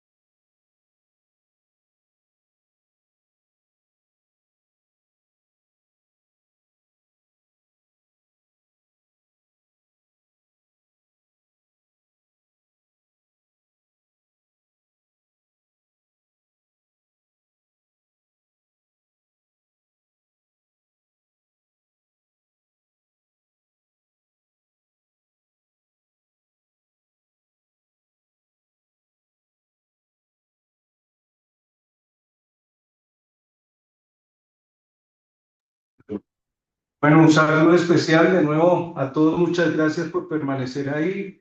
Esperamos todos los que hemos estado aquí participando de la organización, los directamente involucrados en la red SANO y nuestros generosos invitados, que estén disfrutando y estén enriqueciéndose con el panel que se ha preparado. Siguiendo con nuestra programación, yo, como soy nuestro maestro de ceremonia, pero tengo el enorme gusto de presentarles a Marcela Fresno Ramírez. Ella es médica veterinaria, PhD, y de la Universidad de Chile. University of Chile. Estamos un poquito colgados de tiempo, And entonces we're a bit running una behind de in las cosas más relevantes time, de but I Marcela think one of es the que ella most administra relevant things of la Marcela is that célula she's y the la person salud en la who Universidad de manages Americas. the Creo health que es una department of iniciativa the sostenible University e of importante Americas, para and this lograr is toda una incredibly evolución important in order to do an posterior y trabajo execution to this igualmente and to lograr other extremar topics that are contribución equally important in the estamos tratando de construction hacer that we are una attempting to visualización make regional in del the concepto del regional esquema de Sano. concreting of Realmente this es un schematic. placer, It Marcela, is para mí a hacer parte previous, it's de a este pleasure, grupo Marcela, organizador de Sano. in this organizing Contribuir group SANO. en esta reorganización que estamos In haciendo de this la red reorganization that we're doing for the es un placer network, tenerla aquí. it is a pleasure for Muchas us to have gracias. you here. Marcela, thank you very much. Sí, Are you gracias, going to Hugo. ¿Me present? escuchan Yes, bien? thank you, Hugo. Can you hear me? Sí, muy fuerte y claro. Yes, loud and Perfecto. Saludos clear. aquí desde Perfect. Sara. And Sí, a saludos, warm Fernando. greeting to your companions. Les voy a Greetings, compartir mi Fernando. I'm going presentación. to share Ahí my se ve perfecto. presentation. Can you see it? Sí. Yes. Súper. Great. Bueno, gracias a todos por Okay, cederme este so espacio thank para you all participar. for providing En this space realidad, for yo les voy a participating. presentar I'm going to acerca de la present resistencia antimicrobial en about agua, the en aguas y en suelos, microbian de la resistance in evidencia waters and que se ha soils from registrado the evidence that has tanto en been mi grupo de found investigación both in como my otros research en group and Chile. in other research Perdón. groups in Chile. Ya me presentaron, así que I was por already el tiempo introduced, me so voy a due to saltar un time poco esto. constraints, I'm going to Solamente just agregar skip de que some además de dirigir el things. I just want to magíster add that besides en el directing Departamento the de Magister Universidad de las One Hill Américas en of Chile, America's también University in Chile, participo en I la red also SANO y en la participate red in Red OLAIC. Sano and Red Soy Olaik, parte del and I'm part of grupo the investigation group in One Hill and Neo, also in Chile. The first part, just to provide a bit of background, because I know that not all work directly with antimicrobian resistance. So antimicrobian resistance occurs basically when microorganisms, bacterium, viruses, fungi, and parasites cease to respond effectively to medications used to eliminate them. Many people believe that antimicrobial agents refer only to medicines treated that use for antibacterial, but it's anti-fungi, anti-parasite, and antiviral. The problem with antimicrobial resistance is that when there is this type of resistance, it is increasingly difficult to have effective treatments for eliminating infections caused by these microorganisms. And this, of course, increases the risk that these infections continue propagating and for there to be serious illnesses and, of course, death. And this occurs both in humans, animals, and also in plants. Antimicrobial resistance has always existed because this is a natural phenomena of microorganisms. This is part of the homeostasis that they require in order to maintain equilibrium in these communities. However, we've seen that their appearing has been accelerated and their dissemination has been accelerated mainly because the inadequate use of antimicrobial agents both in humans, animals, and plants. Also, the lack of adequate sanitation and hygiene measures, especially in some places in the world. It's not the same for every part, but there's biosecurity, prevention, and infection control problems in healthcare centers, but also for communities and in agriculture and livestock farming. And an important cause that is related to what was being said in the first presentations, the lack of equal access, in this case, to medications such as antimicrobial agents, vaccines in order to prevent diseases, and also diagnosis tools that are accessible for everyone and with high quality. Many times these diagnostic tools are better for some than for others because they can afford them. And regarding the impact of resistance, of course, it is in the loss of lives or in serious illness, but there's also an economic impact created due to this resistance. In fact, the World Bank estimates that antimicrobial resistance could reduce the world's GDP in 3.8% for 2050 if we do not take measures, which is equivalent to close to $3.4 billion. So antimicrobial resistance for this year could lead to 28 million people to poverty, especially in low-income country and medium-income countries. So it's not equally distributed throughout the world. And furthermore, additionally, for 2050, if we do not take urgent measures, the deaths associated to resistance could rise to more than 8 million people at a worldwide level. Currently, they're close to 4.7 million annually. And out of these deaths, close to 2 million deaths for the year 2050 would be directly associated to antimicrobial resistant resistant pathogens. So these people would die. If you look at this chart, you can see that deaths mainly focus in Asian areas, some parts in Africa, but take a look at LATAM. It's one of the continents that would be most affected, and deaths would concentrate in people above the age of 70. So we have to think that the environment is a point of encounter for different contaminating agents, as we saw in the previous presentation, for example, mercury, but also for antimicrobial resistance. But how does this reach the environment? With the extensive use of antimicrobial agents in livestock farming, in agriculture, this undoubtedly leads to this problem, because here we have animals and plants which are treated, but also there's an important part, be it in the bacteria that have the antimicrobial resistance or the antibiotic residues that we use that reach residual waters. And that although there are treatment plans for these waters, they are not focused in eliminating genes resistant to antibiotics or chemical elements such as antimicrobial agents. This also occurs with disinfecting agents, biocides, and heavy metals. And these waters are then dumped in landfills, in rivers, in different places. So also this leads to environmental deteriorations, and this reaches the oceans. We must not forget the aquaculture, which also uses antimicrobial agents. So this environment is a critical encounter point, be it of antibiotics, resistant genes, or bacteria that have them, and therefore resistance should be considered as a marker of environmental contamination of man origin. I'm going to show you some evidence where you can see that there is a relationship between the human impact and environmental contamination. And just so you can have some data, antimicrobial agents that are most found in the environment are tetracycline, phototinolona, sulfates, and microbials.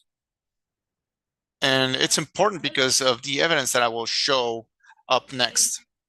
In principle, I just want to show evidence of waters and soils, but I think that it's interesting for you to see all the aspects of health, that although these are not studies related to each other, what what we find indicates that doing monitoring and having the monitoring in larger proportion, we can find more relationship. This was a study done by the Casim group in Chile, where they analyzed hospitals throughout Chile in different years between 2008 and 2017 in order to see the evolution of antimicrobial resistance in hospital patients analyzed and related to characteristics of other hospitals, socioeconomic characteristics of the population, demographics, and environmental conditions, but assessing different bacteria and indicators of importance for human health, such as Echerichia E. coli, Echerichia pneumoniae, etc. And the first thing that they detected is that in this time period, there was a rising of antimicrobial resistance in Chile.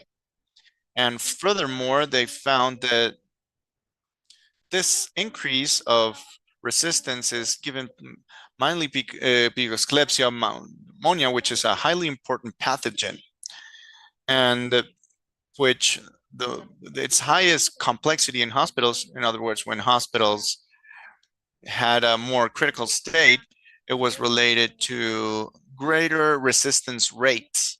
And I believe that the most important thing that I would bring out from this study is that they could associate that having a worst sanitary conditions and crowdedness, among other problems, is associated to greater resistance rates. So here we see how inequality is affecting human population. So yes, we have evidence of antimicrobial resistance in humans in Chile.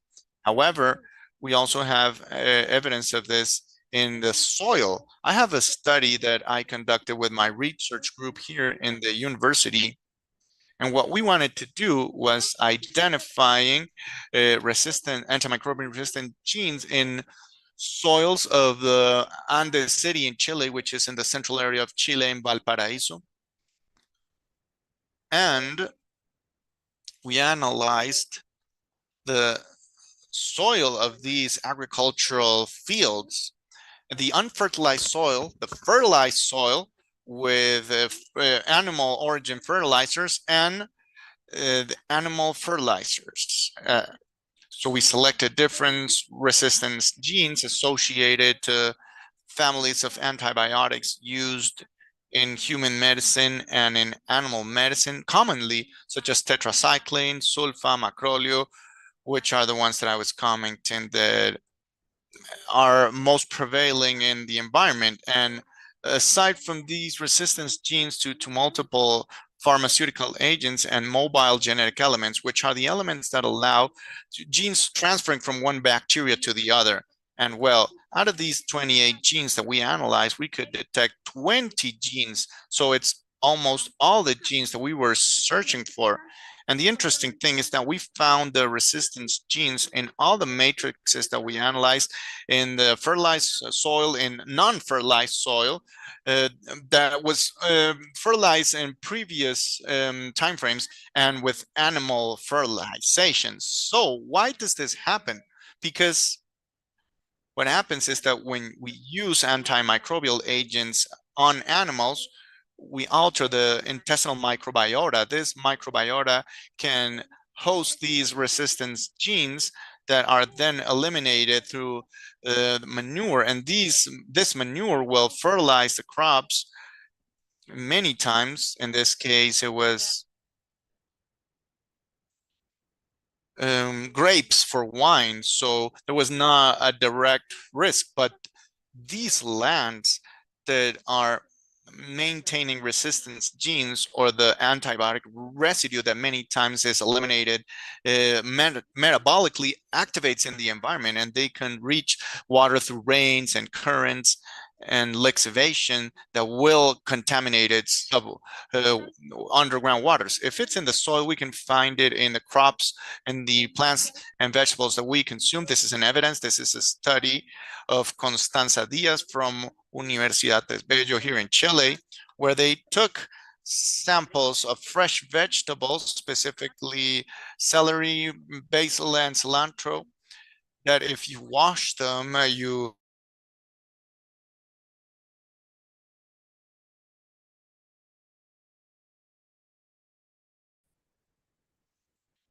Bio, the audio's back again.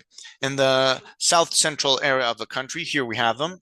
And what they did was that they took the samples of vegetables and also the waters used for sprinkling these vegetables out of different local producers. They took samples in different moments of the year to say that there was no relation to seasons. And what they found is that there was a high prevalence of antimicrobial resistant bacteria in vegetables, but they also found that the waters had contamination of resistant bacteria, and there was a variation in the station in the season in the year. For example, resistant bacteria were most pervasive in summer season where there was not a recent rain. So we have the conditions for these bacteria to remain in the vegetables. Now, what happens with the waters? If it's in the soil, we see that it can move on to the vegetables. And the waters can also have resistance genes or antibiotic residues. And the studies of Aquadel group, where they analyzed samples of Chilean rivers and Brazilian rivers. In the case of Chile, I'm not going to speak about Brazil, but in the case of Chile, they analyzed two rivers out of the central zone of the country, specifically in the Metropolitan Republic, the capital, Mapucho, that crosses Santiago City, and Maipo River. And what they did was that they analyzed water samples and river sediment samples. And the interesting thing here is that they took different points throughout the course of the river, but these were points that were related to places of dumping of residual waters and agricultural activities, and they found different bacteria, and they found the presence of antimicrobial resistance through gene detection. They found a high diversity of resistant bacteria in these waters, especially it was greater in the points that were closer to the dumping places of residual waters that are treated now. But then, as I was saying, these are dumped to the natural river course water. So here we suggest that there is a direct linkage between human activity, in this case, through residual waters, and the resistance load that reaches the environment. So Mapocho ends up in Maipo River, and Maipo River ends up finally in the ocean, in the Pacific Ocean.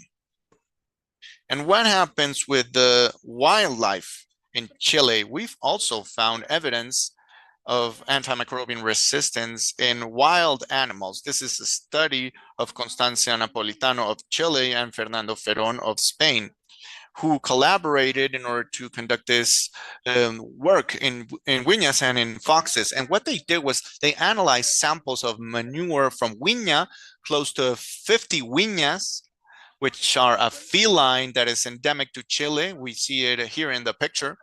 And they saw antimicrobial resistance in Viñas that they found in continuous forest and in fragmented environment. And they found antimicrobial resistance in the samples of both sectors, as you can see here below. And here we can see that the greater prevalence of antimicrobial resistance is in both environments, which is the yellow bar here, which is resistance to tetracycline. And here, the concerning matter is that all the samples that they took from all the felines were positive for at least one resistance gene. So where does the Viña get it from? Probably they get it from the environment or from their prey, because they drink water from the river, they hunt different birds and lizards, etc., who they're in contact with. And as we saw in the previous study, they're in contact with water and the environment, that they maintain these antibiotic resistant genes. This is a study of mine. It was my PhD thesis It's not of Winya praise, but this is other wild birds, mainly seagulls. And what we study were strains of Salmonella actarita isolated from commercial birds and human clinical cases and wild birds. And wild birds were shown from the northern area of Chile in Arica towards the Magellan region in Isla Magdalena in the south. And well, we found that the strains of Salmonella had resistance to different antimicrobial agents, but mainly to tetracycline, just like what they found in the study of Constanza Napolitano Viñas. And the most concerning matter is that 90% of the strains that were isolated in wild birds were resistant to 3 or more families of antimicrobians, so they are considered multi-resistant.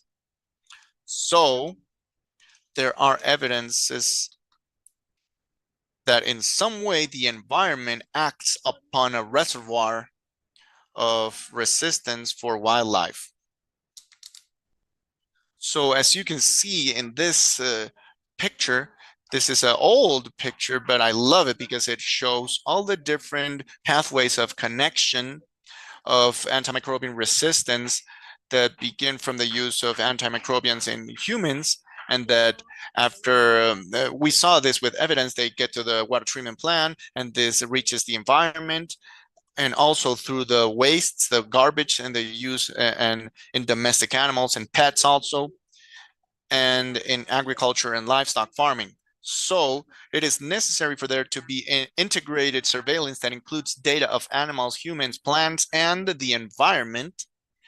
But this surveillance, this monitoring must be with continuous monitoring, and that also it should have the same diagnostic methodology so that data is comparable between different areas. So although there are policies and regulations that point out that you have to conduct this monitoring and this surveillance, many times we lack financing for the monitoring to be continuous throughout time, or a lack of capacity in human resources or diagnostic infrastructure in order to conduct this monitoring. And in order to approach antimicrobial resistance, this is key in order to reach sustainable development goals, because if animals die or plants die, we're not going to have a way to feed the population.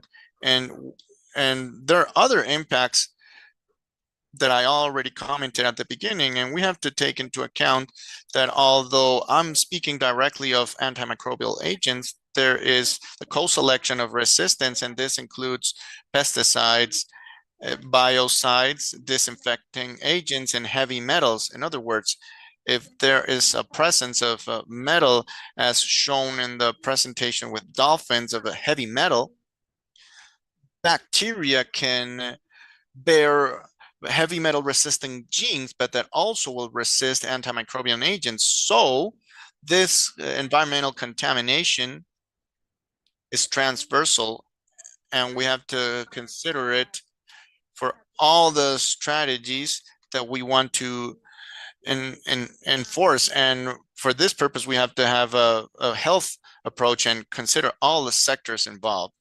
This was my keynote. I took a little bit more time, but I tried to do it as short as possible.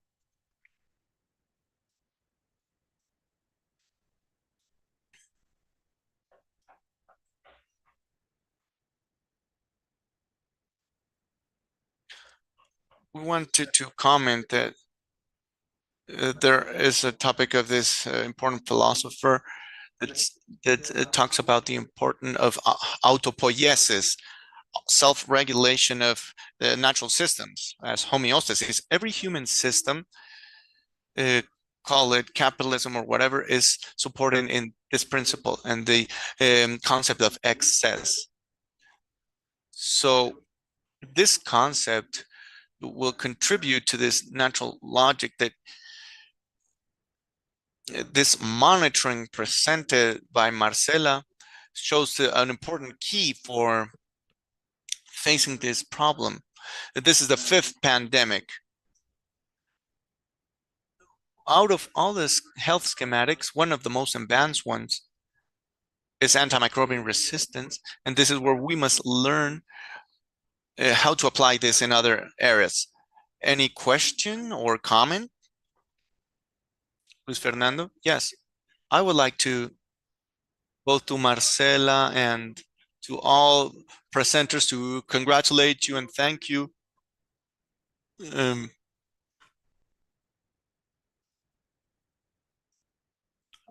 I don't want to extend too much, um, but we do want to address a discussion.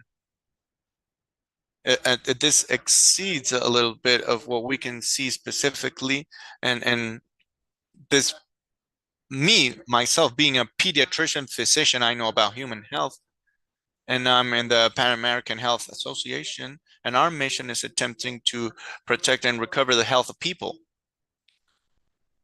But this mandate cannot be executed if there's no consideration for these effects that we've reviewed.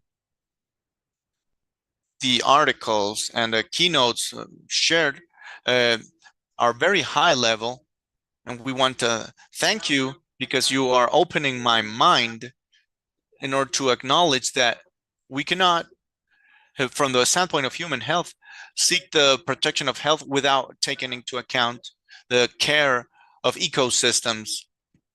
It's not just a matter of, for example, just protecting. We do all the efforts for cutting transmission threads with mosquitoes, with different pathogen connectors, but there are other elements that will bring other problems. So if we do not go head on to try to tackle this, if we do not take into account these other considerations, we are opening ourselves to other threats. And in the same sense, if we're not capable of mitigating the development of bacteria and their resistant mechanisms, as Marcelo said, we're going to be constantly fighting against a giant that we can never beat. So I'm taking these reflections and messages as to how we can help through dialogue, in order to generate plans that are responsible and considered with by other peers. Anything else, Marcela? Yes, it's very interesting what Fernando is saying, and I just remembered a keynote made by Saria Savic from Red Neo Network, and she was telling that in her country, they did a campaign for attempting to reduce the cases of rabies, and they started to use these baits as vaccines against rabies in foxes. And what happened to them is that they found the route to the disease, and the population of foxes increased. So now they had a lot of foxes in the cities as domestic foxes, quote unquote, she called them.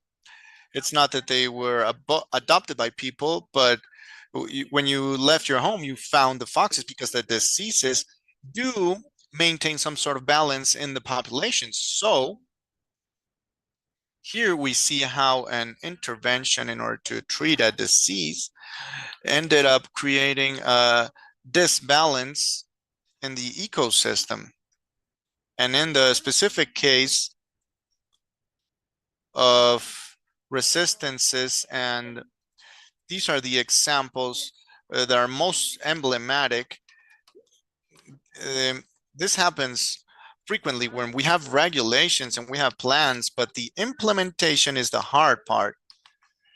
And many times the environment, almost always the environment in monitoring is what is left aside, because this is the most expensive thing to implement. And who is in charge? Who will become in charge? Normally it's humans, people, because here's where we have public health, so they focus their resources towards there, but the environment is left aside. So because of this, it's important to pay attention to the work made with dolphins, because as you were saying, how will I be affected with the mercury accumulation?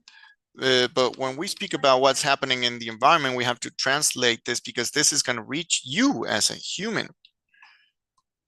Marvelous. Yes, I believe I want to do a small comment before doing our last technical presentation, which is there is an important element in the implicit order and disorder. These organisms that are less structured, like a vertebrate, or that are simpler, have changed more. And they're more liable to subtle changes if the temperature rises half a degree or 2 degrees. One thing is for a bear, and a different thing would be for a yeast or bacteria, and they're in the base. So because of this, we have these ecosystemic supporting services. And in the soil, I'm a research. I closed the National Congress of Soils, speaking about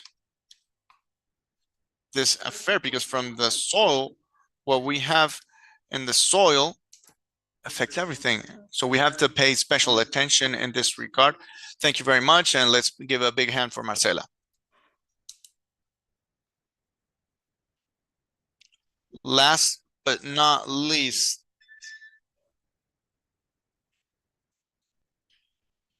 we have the pleasure of having Piñón, who will. This health schematic is not new.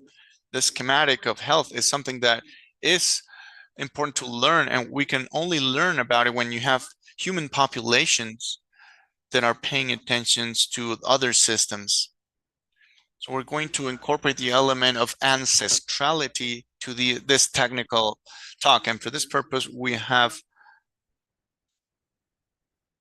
couldn't have a better protagonist of this story, Espinosa.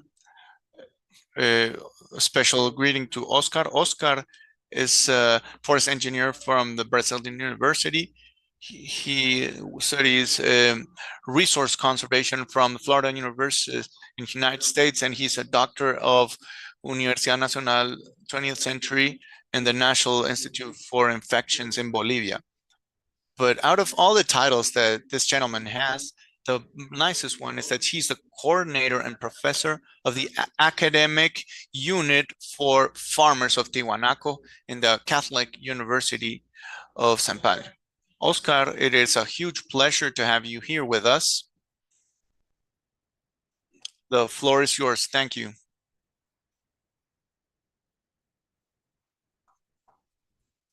I want to know if you can hear me. Excellent.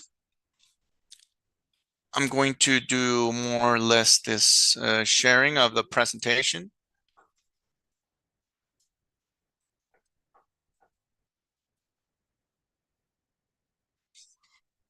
Also, we can visualize the presentation.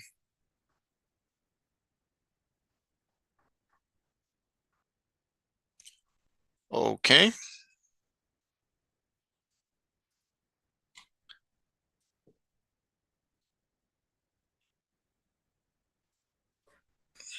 Okay.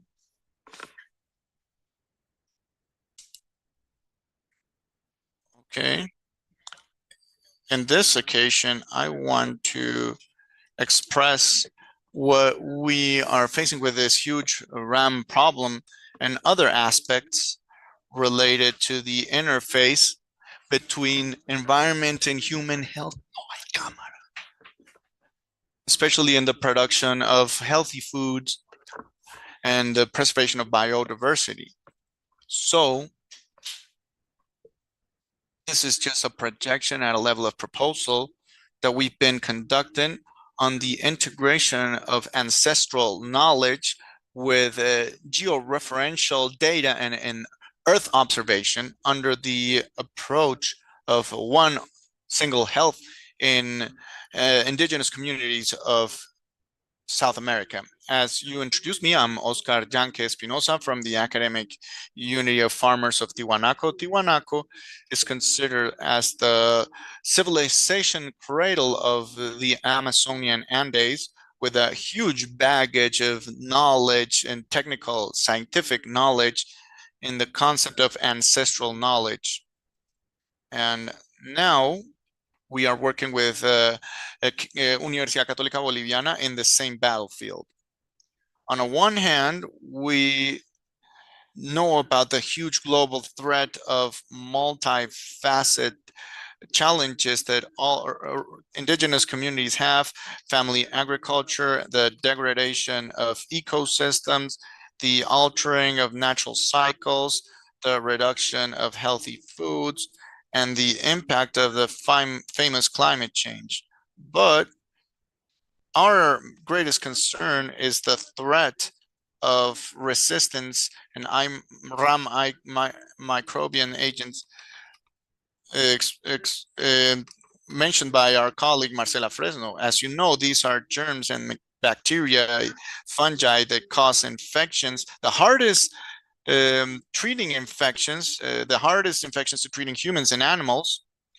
The main causes: the inappropriate use, mutations, the environmental propagation that Marcela has expressed, and devastating consequences such as the super bacteria that with their resistance are causing deaths in many people. Untreatable infections in humans are known in terms of use for gonorrhea, cystitis, and any flu or problems, lung, pulmonary problems or infections that could arise. And in animals, we have the use in livestock, mainly in order to control mastitis and respiratory infections, etc. And we'll see that this socio-economic impact of livestock farming is that more than 1,000 million people depend on it. And food security is being affected by the loss of animals. In terms of health, I just 1,300,000 deaths recorded on 2019 due to resistant bacteria.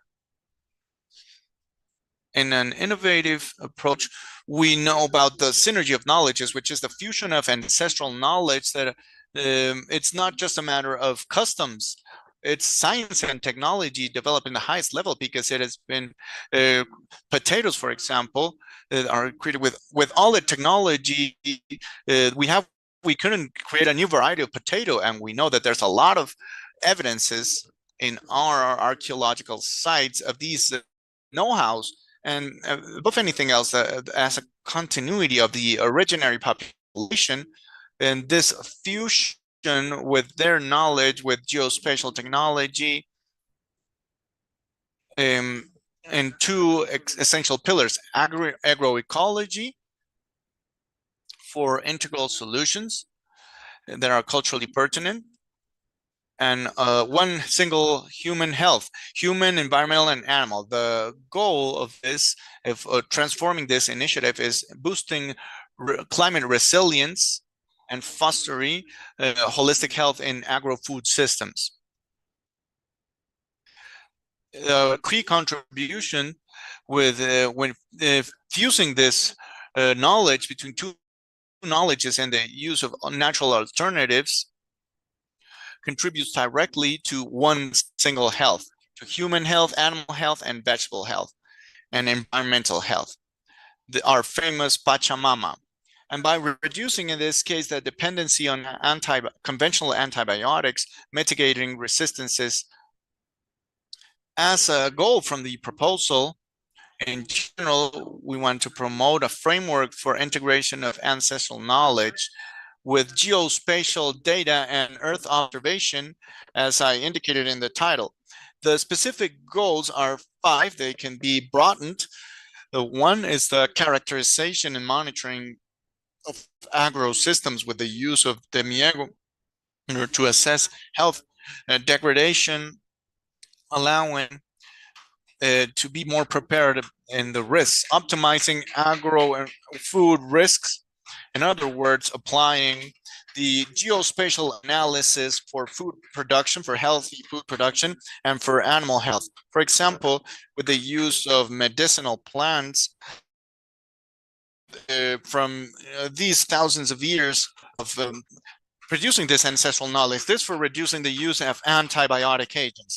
Integrating knowledge systems, as commented by the dialogue of know-how and participation, it's not exclusive to the academia.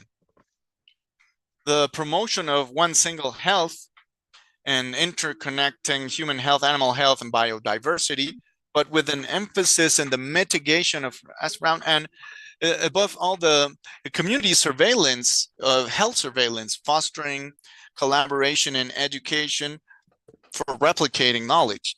In terms of methodology, we have Earth's intelligence and geospatial intelligence with digital elevation model in order to generate topographic slopes, elevation, which is crucial for planning and management of ecosystems, and likewise an influence in the water flow and erosion patterns that are affecting us so much. The observation of the Earth is another piece of the methodological part with satellite data in order to monitor the health dynamics of vegetation, NVDI, and other indicators. The estimation of biomass and the follow-up of changes in soil coverage and geospatial analysis integrated with the creation. This is very important in predictive models for availability of resources, for example, foliage and water. The identification of optimal soil use patterns and risk disease mapping. So this is early alerts are important because they help to detect early the appearing of diseases in the water. And all of this constitutes a key tool for planning of diversified crops and health management, reducing the need of intervention with antibiotic agents. In terms of ancestral knowledge, methodologically speaking, we proposed and spoke about the co-construction of knowledge, in this case with a dialogue of know-hows and the investigation action and the acknowledgement of feeling and thought, which is feeling and thinking with reason and thought, the agroecologic practices and perennial crops and health of the soil. There is a key solution that we're applying, which is the planting diversified foliage crops with medicinal plants. In this case, as an example, in the breakthroughs, we have the planting of alfalfa with 2 species of medicinal plants, which are Janten, Plantago major, and Achicoria, Chicorium infibus, which has natural antibiotic properties. So the result, the preliminary result that requires more investigation is the notorious health improvement of and productivity of the livestock. There is a reduction of liver associated problems and a significant reduction of worms, intestinal worms. And more relevant is the improvement of the quality of milk, solids, fats, protein, and the reduction of somatic cells in antimicrobial count in mesophiles, that in terms of quality and production increase is economically beneficial. Therefore, it is replicable as an initiative. Because of this, we proposed it. The direct impact is that it reduces the need of synthetic antibiotics. We haven't used any synthetic antibiotic. Therefore, this mitigates resistance of antimicrobial agents. The approach of one single health. This is a central focus, the connection of human health to animal health and environmental health. The contribution of the proposal that we do is that human health, the production of healthy foods so that we will not consume antibiotic residues, as the production of milk with less somatic cells and less antibiotic residues. Animal health improves immunity and reduction of diseases through natural supplements, precisely medicinal plants, the result of ancestral knowledge, reducing the need of using antibiotics, the health of agricultural biodiversity, polycrops, and diverse ecosystems, reducing the pressure for the use of chemical agents, and environmental health with a reduction of chemical and agrochemical materials and antibiotic agents will improve the health of water, minimizing the dissemination of bacteria in the environment. An important comment is the community monitoring of health as continuous and participative process in the early detection of risks. The regional successful model that we consider to be important, for example, in the South American network of one single health, SANO, example of articulating capacities and for approach challenges. The result of expected impacts is we have the enhanced decision making for our communities. They are empowered with geospatial tools and agricultural knowledge. The quantifiable enhancement of health and productivity.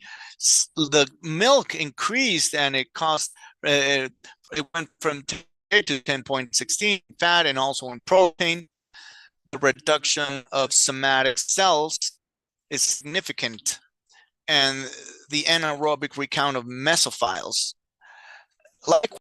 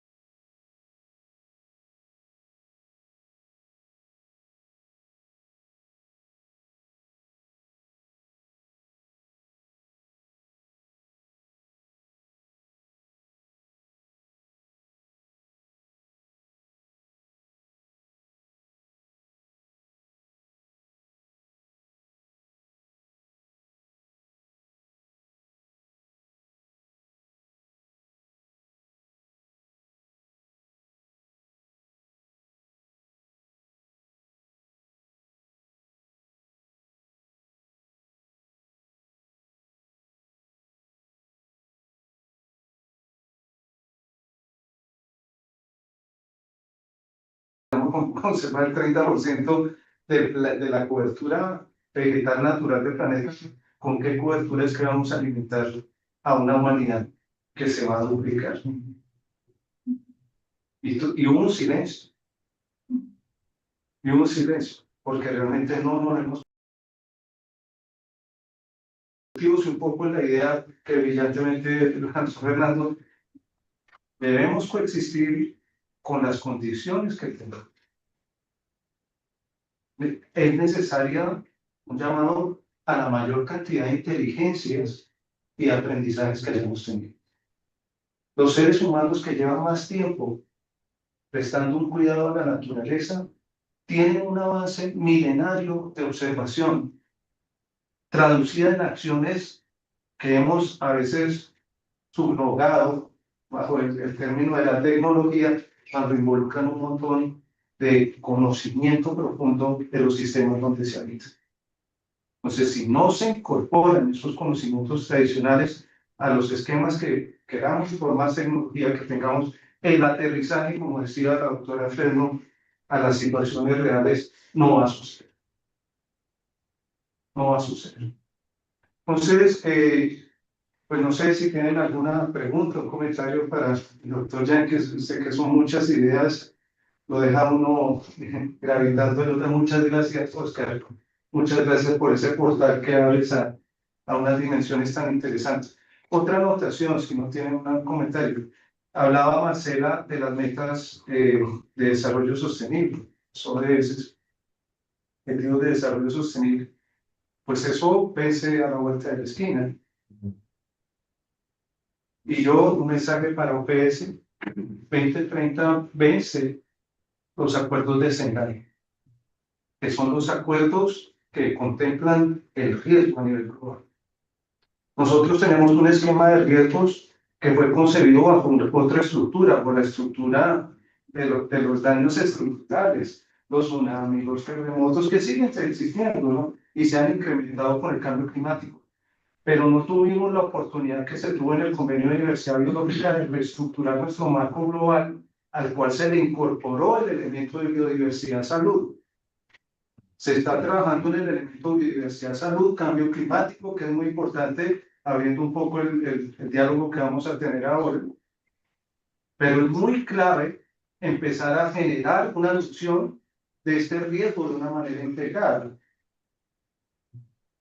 Se nos están venciendo los términos y lo inteligente sería empezar a aprovechar estos espacios de convergencia para diseñar unas políticas a nivel regional, a nivel local, porque es que el riesgo no lo pueden manejar de una manera así como tan etérea.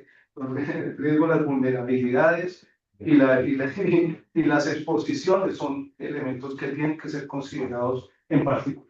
Entonces yo creo que la red suramericana de una salud como un elemento, digamos, de convergencia o como un espacio de convergencia. Y estos temas que hemos tratado nosotros de plantear, que son en el mejor sentido no de desplazamiento de otros conocimientos, de otras áreas, sino más bien de cómo nos podemos encontrar en esos espacios comunes, creo que hoy más que nunca son fundamentales. De esto no salimos por sectores separados. Pónganme la firma. De esto no salimos de allá. Yo y otros colegas hace muchos años predijimos la pandemia y hemos predicho otro tipo de cosas. En ese tiempo a mí me tildaron los estudiantes apocalípticos, me decían. No, yo llegaba a mi casa y leía los artículos y decían que esto está creciendo, digamos, en probabilidades de que ocurra. Entonces, a mí me parece que es muy importante que no desaprovechemos la inercia que se ha generado aquí y que convoquemos, Oscar hacía un llamado muy importante al sistema GEO. Yo creo que el sistema GEO es algo que hay que empezar a traer a la mesa a través de un elemento pedagógico. Yo creo que hay la participación de todos nosotros es muy clave para poder incorporar esas capacidades que ya están.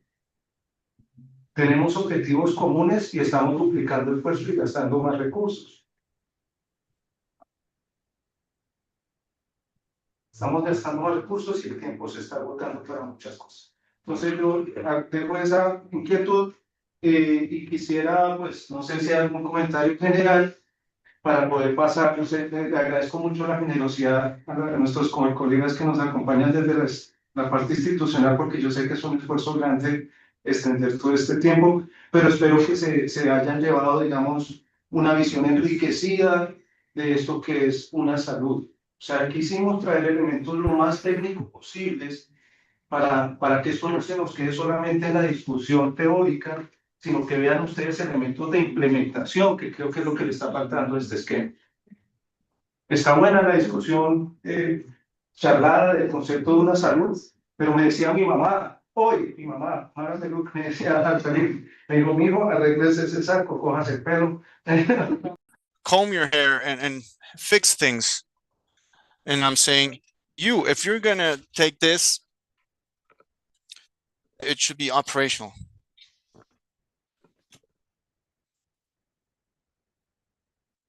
I think that this is a good call to attention. This is what we want to do.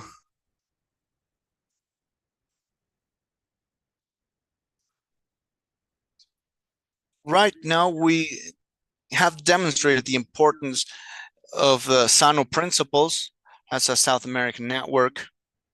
And of course, we've been able to demonstrate in some way what is really being integrated with human health with Dr. Villamil, Federico, Dr. Federico, with this problem of mercury, which is continental, huge problem of RAM to antimicrobial resistance, and the solutions that we can provide, as the case of the interface of use of ancestral knowledge with medicinal plant and other technologies that can make us see that the word integration is the golden word here. So I want to congratulate you, Hugo and Carlos, for having integrated us. And now, at a level of space pretty much above time and space, I want to extend congratulations and thanks for everything that you are doing as SANO. For all of you, thank you. And let us continue moving forward.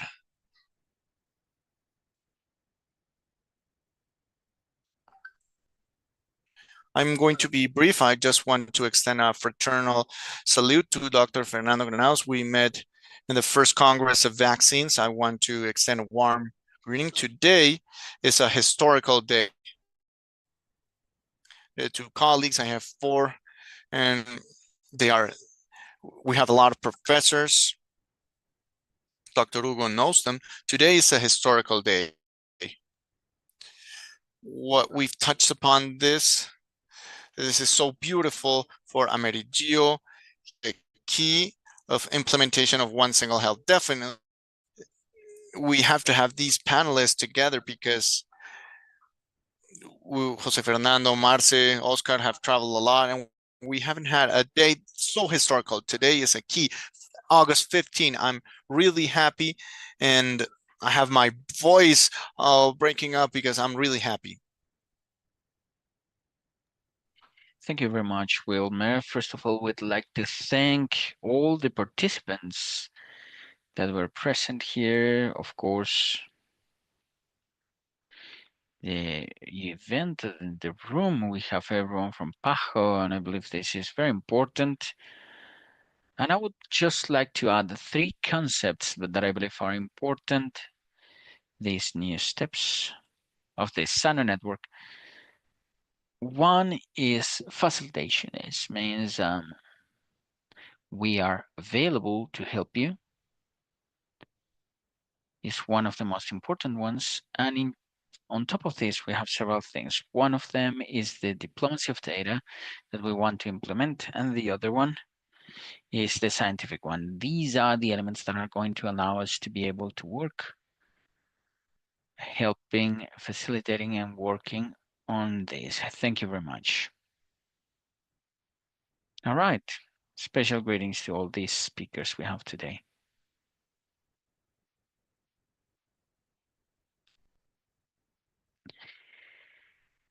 All right, I'd like to call here to the central table.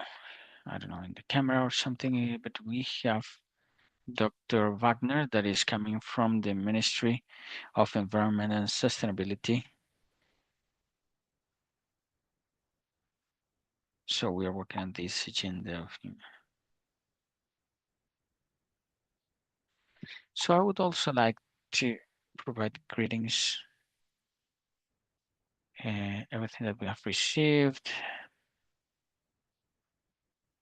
We have been represented as a country, Conference of the Parts, handling this important message that we have in this agenda of good health in the Ministry of Health and Social Protection. Special greetings also to Hugo Gonzalez and also our partner Christy that has in charge this topic of good health, and Dr. Gina as well. She has always been extremely generous contributing to this participation. I would like to have Carlos here on the table as well. Carlos Bizar in representation of SANO, and we had scheduled the participation of Dr. Susana Mornatz. She's traveling and considering the time due to some technical issues we faced, but Dr. Susana Mornatz, many of you know, was the person that guided the conference of biological diversity number 16 in Cali. And this agreement is extremely important for this topic of good health because with this agenda of biodiversity and in 2022, we have this with negotiation. We have people here, two of the people that contributed to this agenda to take place is extremely important. We have the framework of opportunities, coordination, facilitation. Thank you, Carlos. And very interesting, this voice as a president. So you have the floor now, and it's very important this. And we were waiting here. Mrs. Leon, she's the person in charge of the platform of Salma, of the Secretary of Health in Bogota. This is a very agile platform, is a person that works in the interface, especially of geography, epidemiology, a lot of experience. So I believe it was extremely important to have her voice here because on a daily basis, they are facing these issues, these phenomena of monitoring that extended health. In this platform, I was telling Fernando, you can basically, I invite you to ask about this and you can check some elements of mental health, for instance. Depending on where in the city you are, it's going to show you where are the museums, the parks. It is thought in such a novelty way, new way, that is aspects that many times are left aside, but this is only possible when we have people that understand actually what this is about. And the other topic that I wanted to mention here, and this has a purpose, is because with Claudia Elena, we made some recommendations for COP16 in the note of implementation of an informatic platform for this implementation. So this is a joint effort with several colleagues. Is an effort that was done specifically in promotion. If you haven't read it, then now that we're in a classroom, then now we have an opportunity here because it's very important to continue with this. So there are some directives that we could provide here in this space. And in this topic, I apologize, but there is problems with the connection. But Maximiliano is the president. Maximiliano has a very important characteristic. He's a person that I don't understand. Once again, it was silenced, and basically, would like to talk about this. We couldn't get to my age, so we would listen. We need to pass the torch at some other point, right? So apologies, this is without warning, but in this moment you represent a lot of people that are part of your generation that I believe that is great. And this is simple. I would like that with the options, we could start perhaps to have some dialogue, Carlitos, about this node of integration, data integration, how you see it, how you see the topic about this world. Apologies for taking so much of your time in the geomatics world that you've been working on vigilance, epidemiological vigilance, primary preemption, and all of this. How do you see this from your perspective? Carlitos received a recognition there, so it is very important to keep this in mind. Once again, we lost sound, but I believe that this is very important, and this is important for scientific diplomacy. That is an initiative that we hope to carry out longer. Thank you very much. Well, from the integration of this, we are going to talk a little bit about the experience we have had. And this experience is basically this. A lot of people talk about information systems, and I've always tried to speak about a data infrastructure. First of all, if we don't have a data infrastructure in which, for example, I have data that are seconds or minutes and epidemiological diseases, if we don't have a data infrastructure that can actually can have data accessible, that are reusable, interoperable, and accessible, then the information systems usually, that is a little bit what people receive first, start with some points in time, because an information system with data infrastructure.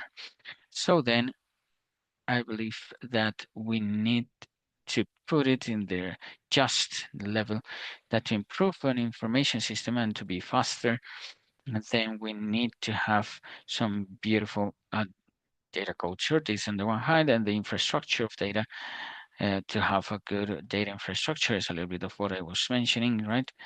And what we each one has, and what we were saying from meteorology, environment, agronomy, to be able to live and make sure how we handle data, but we need to be diplomatic, understand others' data, and to keep them in a good infrastructure of data and the system of information that we have there.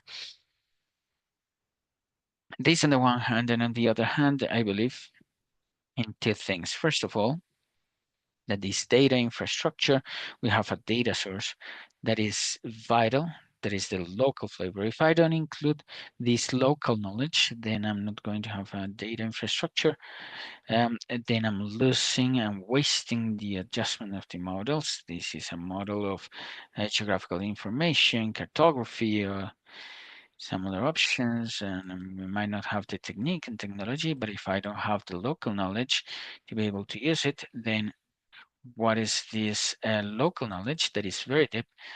And it's important to keep this. In this incorporation of local knowledge, what I'm doing is that I'm managing so the community can get a hold of their own knowledge, the geographical system of public participation. If you work at some point, the first thing is that the neighbors are checking their plantation, they continue moving, and they are going to start checking the block.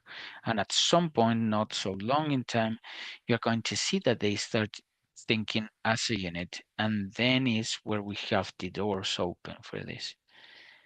This has been my experience, at least in data infrastructure, what I believe is necessary. A lot of people think that, yeah, communication through WhatsApp, but the people through WhatsApp check some news. They then check some other things. We are thinking at some point of discussing with the three biggest information systems in the world that are Android, iOS, and Windows, because we need to have messages through the operational system of cell phones. Even for me, if we talk about data incorporation, I'm going to have an alert system, and these are the messages that can be done because, well, we have in Google, and this is well now. And so I believe that data integration and the information systems that need to be shared in databases also have a task at the level of world levels or ministries or countries, that is to be able to generate a system of operational systems, a little bit of this. It goes in this way, I would say. I would like to start in geographical order, let's say, and I would like to ask someone in our country. We have the question here, something marvelous. Since this space was provided, that was to generate the freedom so you could express how you visualize this that has been mentioned here. How do you get this information? If you received it as you wanted, or which perspectives do you start receiving that appear within the forum of this, trying to discuss on the superficial part, but mainly how do you visualize it that is kind of clear for the region? Well, first of all, I'd like to thank for the invite. I'm extremely honored and pleased to be here with you guys, learning so much, sharing this panel with several researchers, decision makers. I'm extremely happy to be providing this intergenerational representation. These are no small things because I believe that have to do with how we correlate. I'm going to start talking from the PAHO's point of view, Hugo, because we also have my participation. I prepared this with a team, and I was supported by the regional office of Washington, connected to this framework that PAHO is including and is facing, that the American Health Organization, we understand that climate change and environmental change are all weaved in a single system. And also how affected the ecosystems are. Loss of species and climate change are not only environmental change, but are actually threats to public health, and hence they imply directly the recent experience with COVID and other zoonotic experiences that Colombia is a great example for. Remind us that the health of people depends mainly on the ecosystems. And that's why the Pan American Health Organization, and I'm going to leave the link for the webpage where we have the details of how PAHO, through a concept framework of 6 roads of action, includes the framework of good health interactions in a transversal way.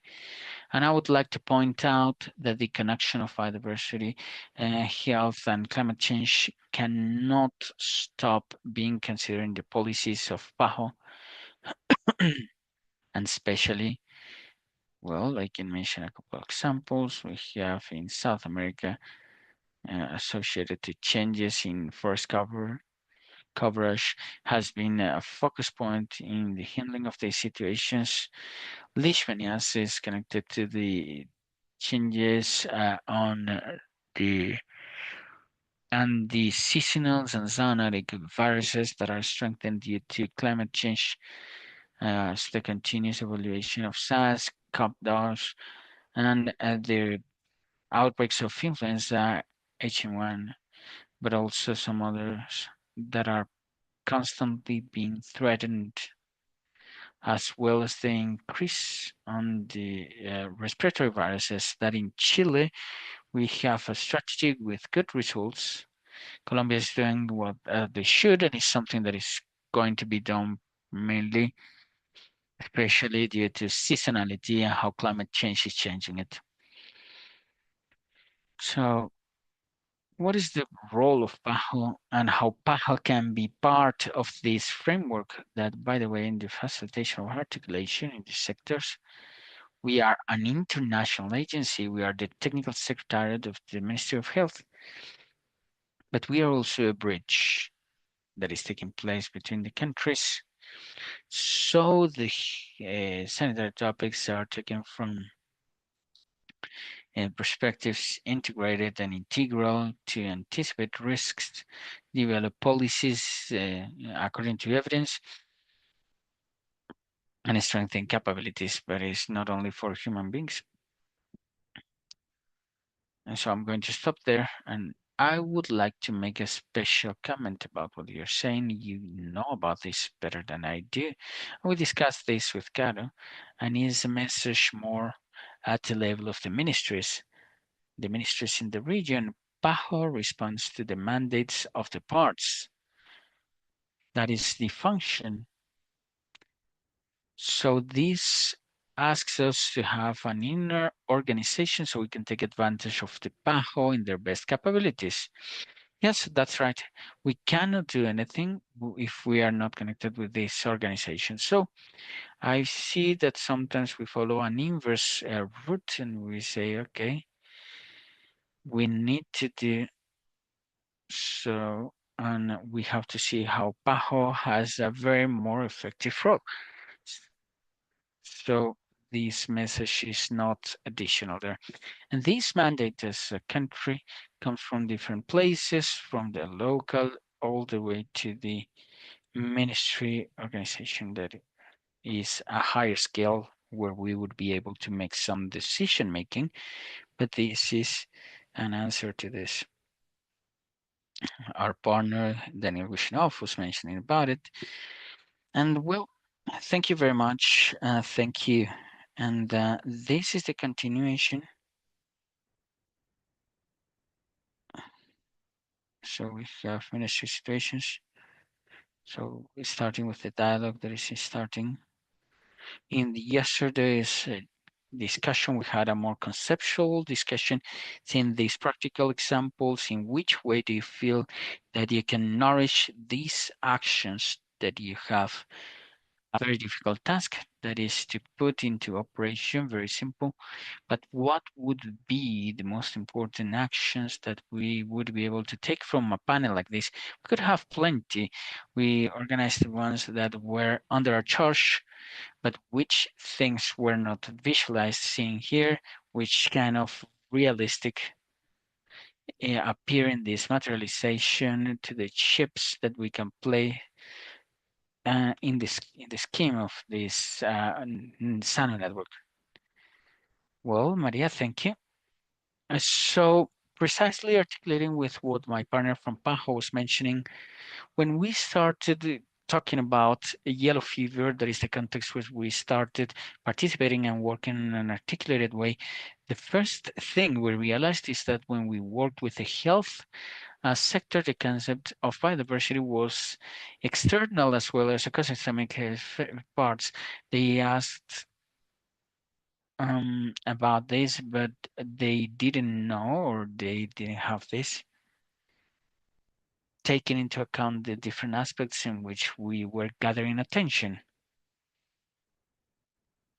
And but which are these phenomena of climate change that you have studied from your areas and how there are no other sectors even involved. So from the workshops that we've been developing, we have tried so the same communities actually recognize such situations that are modifying the behavior of biodiversity or are generating losses in biodiversity and changing the dynamics of these diseases, and to identify them as a direct risk, and that they understand that when I provide some big intervention in terms of infrastructure, they were mentioning in San Jose del Guaviare about the change of dynamics due to the intervention of our road. They started seeing the apparition of some vectors and an amount of things that were not taken into account from a regional point of view. So for us, these are there's several tasks that we have done with the Ministry of Health. This is the work of several people. The person that comes and my partner from Corporación del Tolima are extremely great people. And we have discussed about finding out a way to generate space. Pajo is helping us doing some tracking, and this is an area where the health sector was not taken into account. In here, we have very well established the functions of each sector. Health doesn't meddle with environment, but environment doesn't meddle with health. But we need to find these points where we can see where we can ingrain there.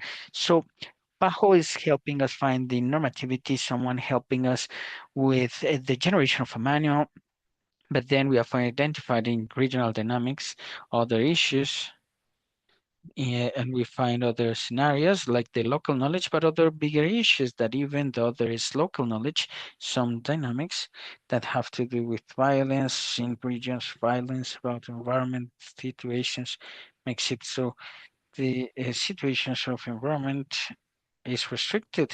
Don't go for environmental issues because this gets the institutions. So we know that there could be a self-diagnosis, and the environmental part is something we don't know because we know that this is something where we have very complex interests. So that's why we have these goals. So when we talk about a health focus, we have to keep into account that our ICA partners have this task of being our eyes on the field because the people on the environment have some threats on their actions. So they are the ones that are generating some reports, reporting discreetly what might be happening, the local communities, and even our experience that we had from our partners. We're saying just go ask the communities if they are hearing the primates moving, if they hear the same, if they see some changes, if they appear there in the patios of the homes. And this is the contribution that we can do if our partners cannot move there. But what we have seen fundamentally is that epidemiological data can be joined in a single strategy so it can respond to these situations. That environmental planning can be done from risk management and a health vision, and that we look is the first dilemma that we see about how to get interoperable data. Continuous monitoring, but we cannot work like this in the case of yellow fever in theory. The agricultural sector has nothing to do in theory, but it's not true because where the dynamics of change of soil in the generated the dynamics in Tolima department, and we need to see what happened in this scenario, what changed to understand and to speak of this in a punctual way. The removal of the FARC in an area generated a new space for culture, and this happened and generates a new interface of risk. Zoonotic risk because we have different dynamics of human population. A human population is planting fruits, attracting the primates, and we generate new roots. Even in the ecological corridors is intervening, and it's impossible not to get at some point this communication of data, and that is not understood that to talk about health, we cannot have restrictions or restricted and not talking about these fields because we have to discuss. So this is something that can be generated through actions. And I'd like to react this very shortly and to remember in this last part that basically the ones that discovered this yellow fever in miners in Cusco. And why this? Because to do some mining, the mosquitoes of the forest in the higher part, where obviously their objectives are the primates, they went basically to bite on the other primates. They they bite them, but this was an introduction of what I wanted to this. In the same year, in the declaration that we had through the work of Dr. Santiago Salcedo, Santiago Rengifo Salcedo, that he was one of the ones of the School of Tropical Diseases of Valle, and he was the person that generated the first station where we could track in a more efficient way that became the first natural park that we had, the first natural park we had, and the schools affected the preservation that we were going to have a couple of years later. Once again, we lost sound. Apologies.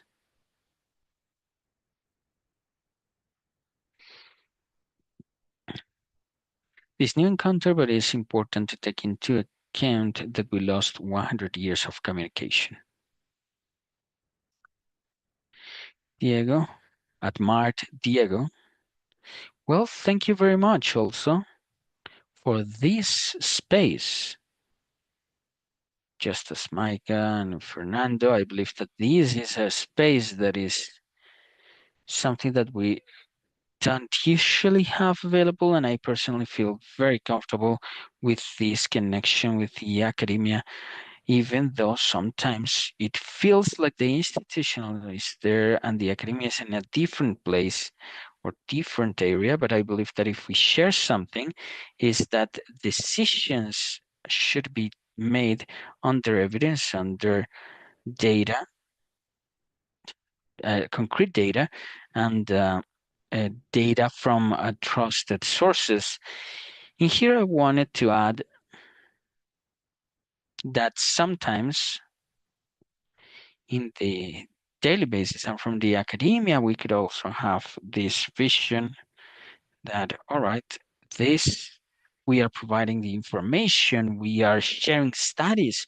So why don't we join environment, agriculture, health department?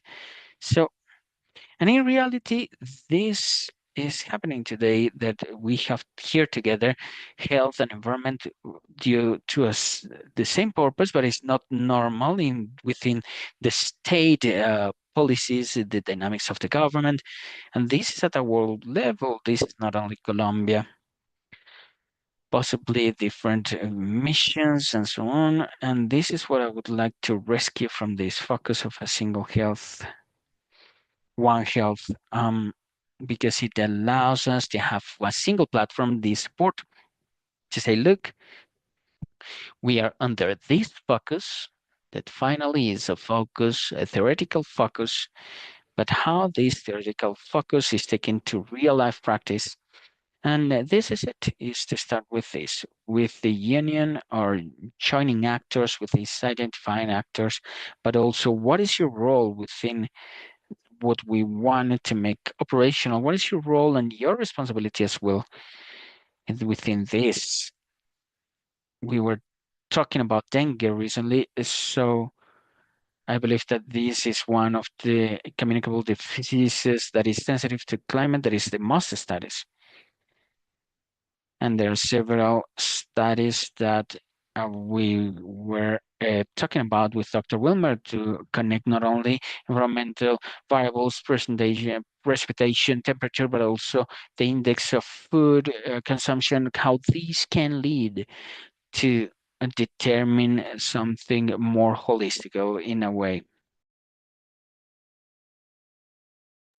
What we were mentioning, Oscar, in terms of ancestral knowledge, this is a key point for us from the standpoint of climate change. So from climate change and biodiversity, it is really clear the importance of ancestral knowledge, and they must be a strategic access within the initiative. So we've been doing things and with Amazons, and we expect to share how we found interesting things through our observations. And well, you know, the energy and the effort that we gave back to the indigenous peoples in these. So we were speaking about this with Maria and Annie. You begin to, it's like the evidence of this biomapping, it's like how this translates to concrete actions. And here is where you say the implementation and operative of wildlife is interoperability. All of us have been speaking. We need, first, political will, rightly said, but part of political will is also the participation and involving sectors that not often have been included. We understand that one is like this triad with agriculture, environment, health. And I think that we've spoken about this with our workmate. We can get to a huge theory, but if there's a conflict in a social public level, if the governor won't allow this, if the defense sector does not help me for me to being able to enter there, okay, the good intentions will die out. So I think that this is a call to action for us. I believe that we've put ourselves this burden upon us because this is an interesting burden in working in biodiversity and health as leaders. But the call to action is that despite that we are leaders, we're not going to be the only implementers, but we need the support of other sectors and, of course, academia. All of this just goes to say, and I think I just extended myself here, but all of this just go to say that this we're seeing today is really what we call an input for the study, which will give us the opportunity to provide a teaching, a workshop to the people that are sitting over there that could help us to make decisions, to tell them, yes, you have to convince a lot of people. So this has several edges and angles to it. The fact that the ministry, health ministry, environment ministry, it does not mean that they have the truth. So the person they has that they provide diplomacy and amidst many other interests and priorities that might cross paths. So I think that we must, instead of trying to grind with this, we must provide the input so that they can materialize this through policies and dynamics, and this will bring a retribution in health. And you said a key point, in many countries, this operativeness is having health schemes that are in the defense ministries, because if you have to convince everyone that we have to take action and do all of this, we will run out of things before we run out of options. So there are some workshops, different workshops that we'll speak about later. As to how we think that we could do a better governability dynamic for the interaction of these three, because these visions can. And speaking about concreting things, I think that we have to think about people that are daily working about these affairs. I would like for you to tell us about your perspective and how do you see that this fits into the schematic. Thank you. Okay. Effectively, there are several aspects of the community, operative aspects, informatics services, macro services for the topic of, with this, we have to speak about public health. For example, from the standpoint from Civigila, we're doing surveillance for networks weekly with meteorological periodicity needed, where, for example, in a work that we did with the University of knowing about ancestral knowledge and knowing about these health brigades, NISA, just to speak about what they said, I can barely understand what she says. The audio is really, really full of echo. Let us see that, for example, there's a homologation of nature, standardization, and all of these elements that are important in nature. And being able to get to these specific indicators of these events of public health, psychoviruses, dengue, chikungunya, yellow fever that you're seeing, we're in alert. We've been in alert with La Romana. So it's important to think, how will we homologate variables? And with this public health management program, so because we know that the information system is essential for planning of this structure, the focus, the perifocus, how do we do monitoring of from down from mandates, from all the sectors, environment, agro, how it is so important to have this interaction and integration. And last time they commended the public health officer, and because there is an intersectoriality between outbreaks, but we need to go beyond that, because we don't have to go only to study human deaths, but we need to know about the general health of animals and monitor animals also, and this has been strengthening. And we have the Global Health Observatorium. There's students from the National Health Institute and supporting from the standpoint of outbreaks and risk.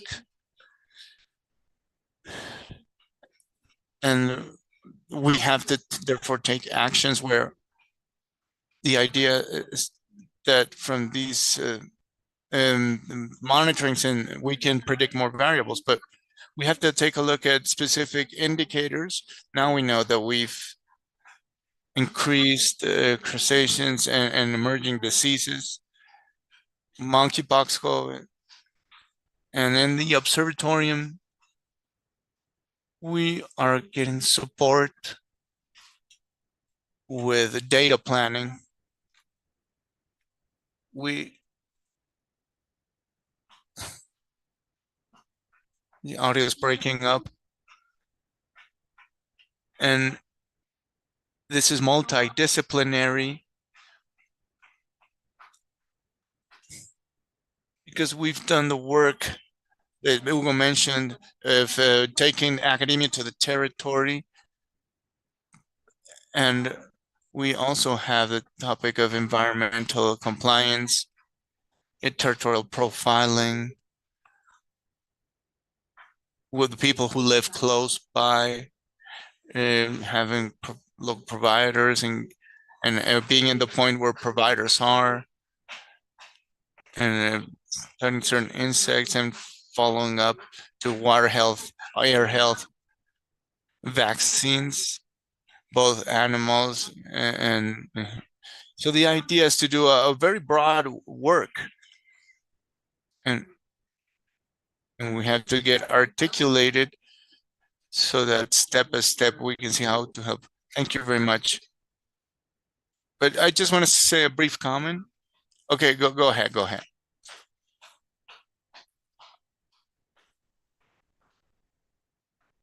At least I believe in SANO.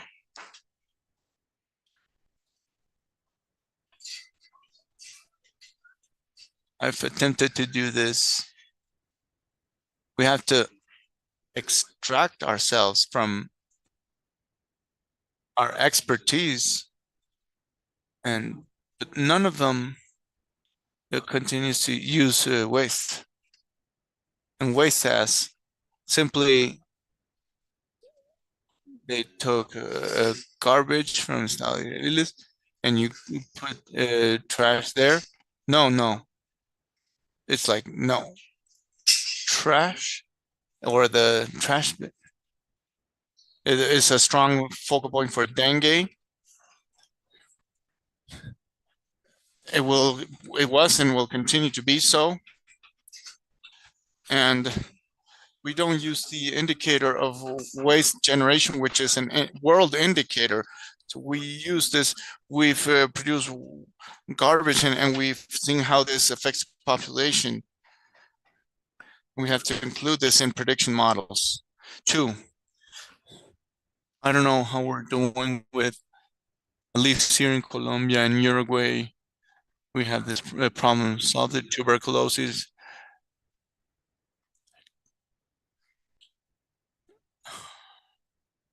3, how do we incorporate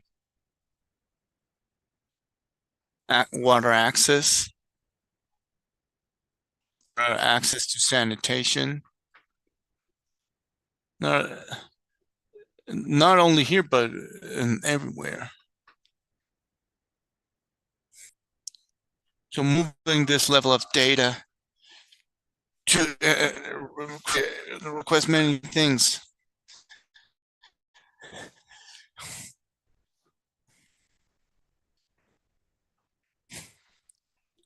Apologize, I can barely hear.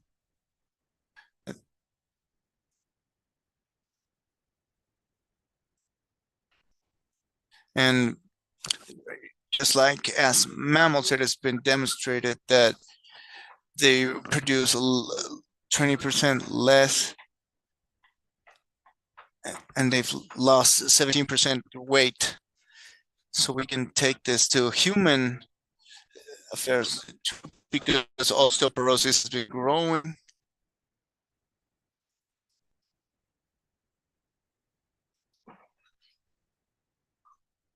Because there are some levels of data that we have to reach. They are very important. Yes,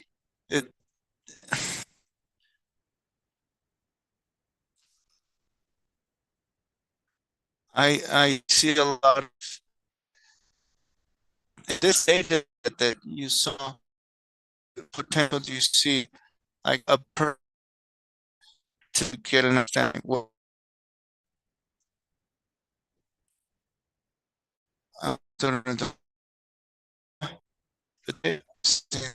the years with more process, I got to the world of programming, not only biology, but insurance.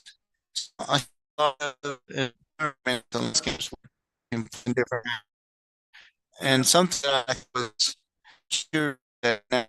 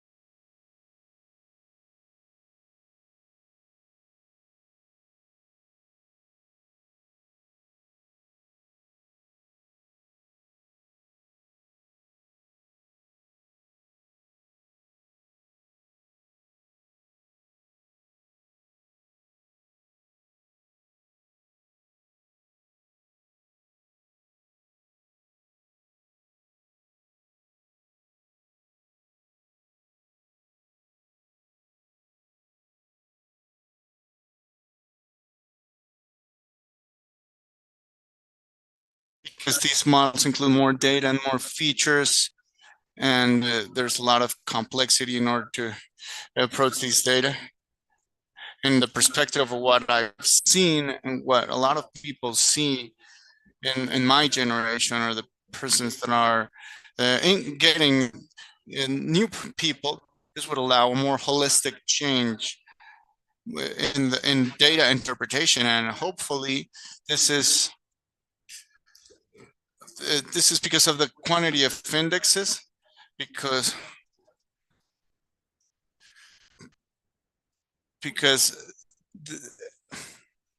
the audio is breaking up. So hopefully all of this has a translation to a common language. Today we have advertising.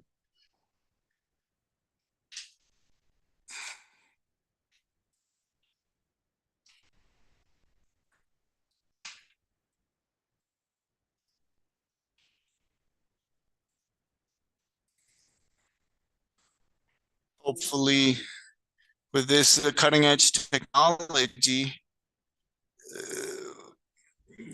we need this technology in order to articulate all of this data that are all scattered around. There's a lot of data in CVI, but everything there's no way to correlate them. To take all of this data and put it into one information. So this is like my outlook. This is concerning. I'm convinced that all of us here are those who work and do the extra mile. The problem is, if we're going to build a platform, how long? 1 year, 2 years, 5 years? We're going to build something that is not going to have interdisciplinary operativeness. My call to action, very dearly, these elements, including what Carlos said, these are social sensors.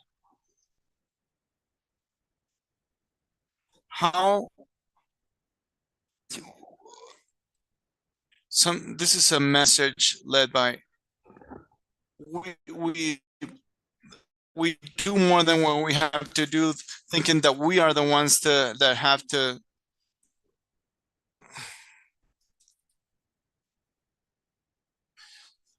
We should verify. So all that we presented here, all this data, were not in time. We are handling this at a different level. In the work of Federico Mosquera, that I believe that is extremely valuable, we managed to move forward with diplomatic function. So it was provided a good status to the dolphins, but if we were to stay in the classic rule of scientifics on scientists, Fernando might not have done what they should, Federico might not have done what they should if they no longer talk with the ministry. So I wanted to close there with some special comment. We have a problem right now about a species with a climate change led to a threat that we didn't have before, that is some sort of worm. And this is a very serious problem because from these ants, we have 2,500. It might be more or less. In the nuclear of this, we had all this technology. We have only 100. And from this 100, in 2 years, we have lost 10 of these tapirs. What the colleagues of Humboldt mentioned is that this is not going to go beyond 2065. So how do we correct this issue? This issue is not corrected only by the peer experts, the ones that know about the search and how this has been corrected, they have to call the Latin American Nuclear Agency to sign a treaty to variate this research on male fruit flies and so on. So this is something that goes out of just being tracking the individuals just in the scheme that we need to be open to intervene as well. So I would say that this is a very interesting exercise. We just published one of the articles, and I would invite those interested to look for it, because for the first time we had two agencies, IRIAM and IAC.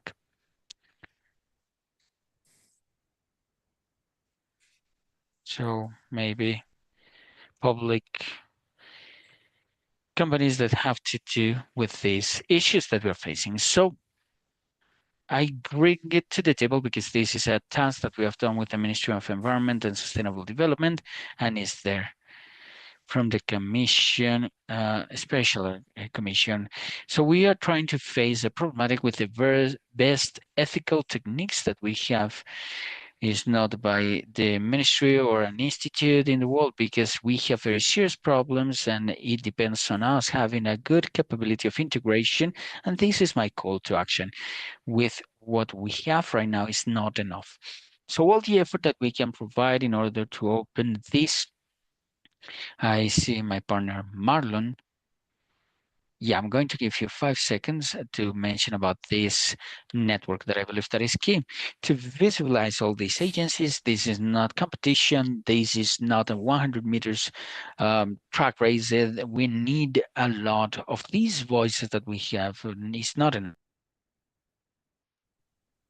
Thank you, Manon. And I am really glad to hear you all. I work for, once again, Iscaring. Apologies for this. And we are in charge of mainly analyzing indicators and public policies of the health sector in Colombia. And we have decided also, as one of the options to structure, to follow up these policies, is to keep an eye on this focus in the country. Once again, it's in silence. And so we have been together in the different goals that we have established, and they have suggested actually that we work with a recognition and what is happening, One Health in the health sector.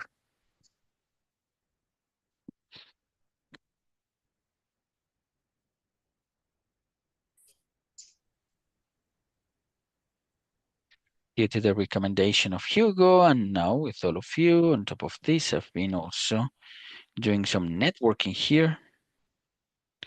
So if you could tell me in this scenario, where we have sitting with several people from the health sector about their initiatives, your projects of innovation and intervention that we have done.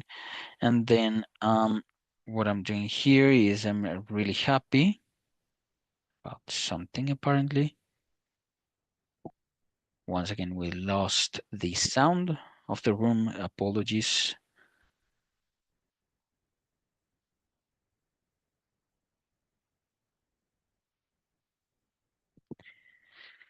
And to go to all the ministries around health.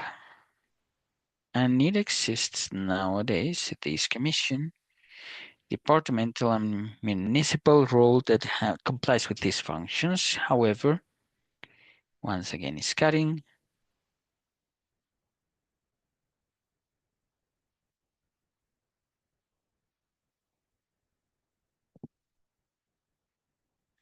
Beyond the determiners, and we have this responsibility to do something.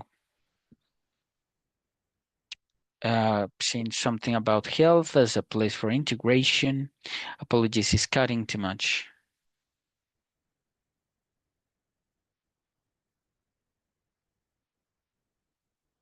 To finish this event, I would like to take advantage of what we have managed to build, this manifest.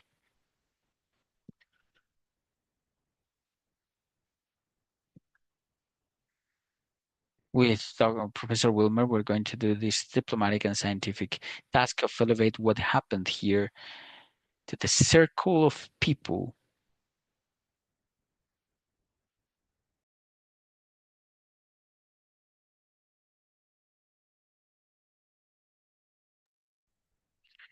Due to the increase on the infections derived of a global climate crisis, the threat of pandemic risk,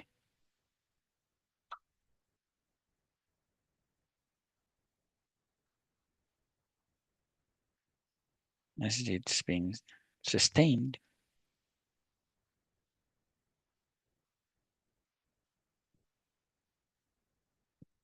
together with Dr. and Professor Wilfrido and the partners that were part of this panel.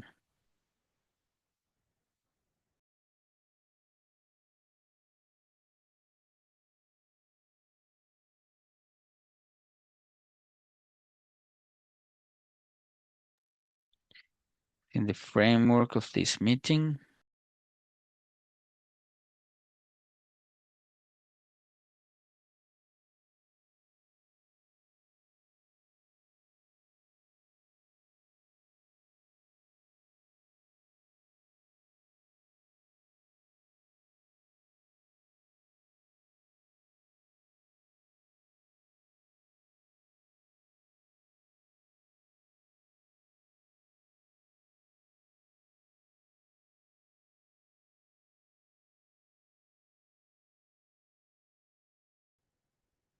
Variables abióticas y sociales coadyuvantes.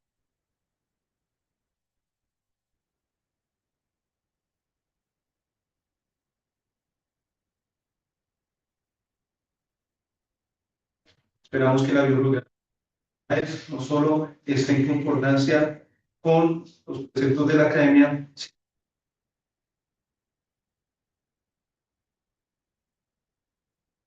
referencia a las partes número 16.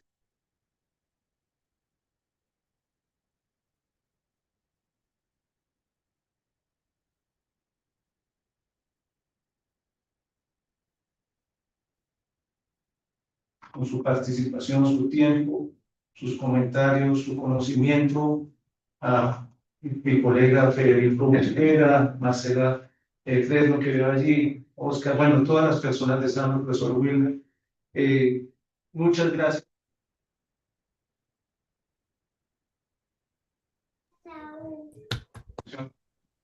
Nos vemos.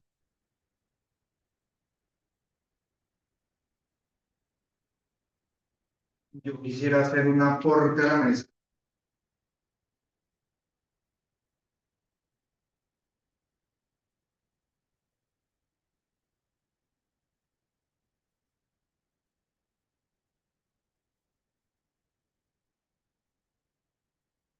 La información ambiental que nos genera la Secretaría de Ambiente y la utilizamos en salud, puntualizándola.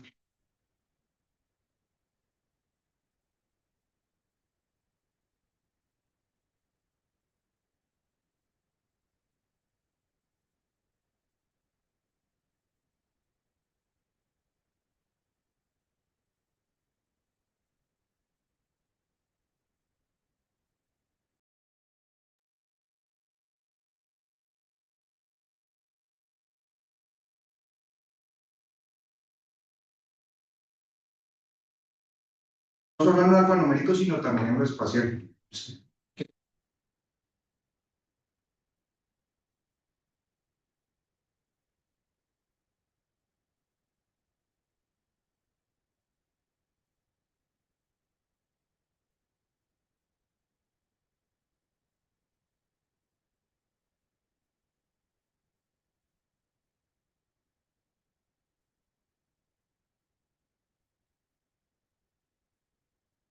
Los datos de esas personas vacunadas y principalmente ese monitoreo.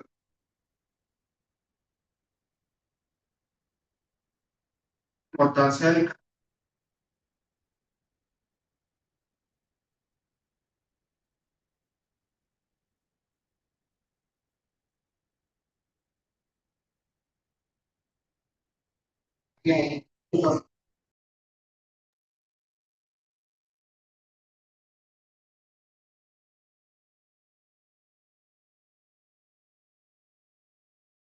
esa información que nosotros generamos, yo estoy en un equipo de trabajo que es análisis, que como la CIS, utilizamos esa información no solamente del sector ambiental,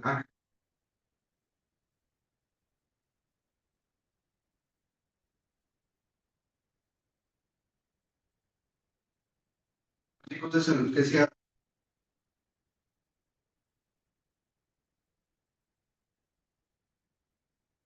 más, teniendo datos más enriquecidos, no solamente en este caso del Ministerio de Ambiente, sino de otros datos que también podrían ser centralizados a través del ICTE a nivel nacional.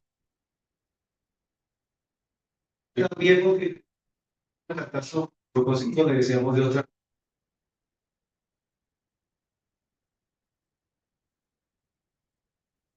Eso es lo que sí nos faltaba. Gracias. Listo. Gracias.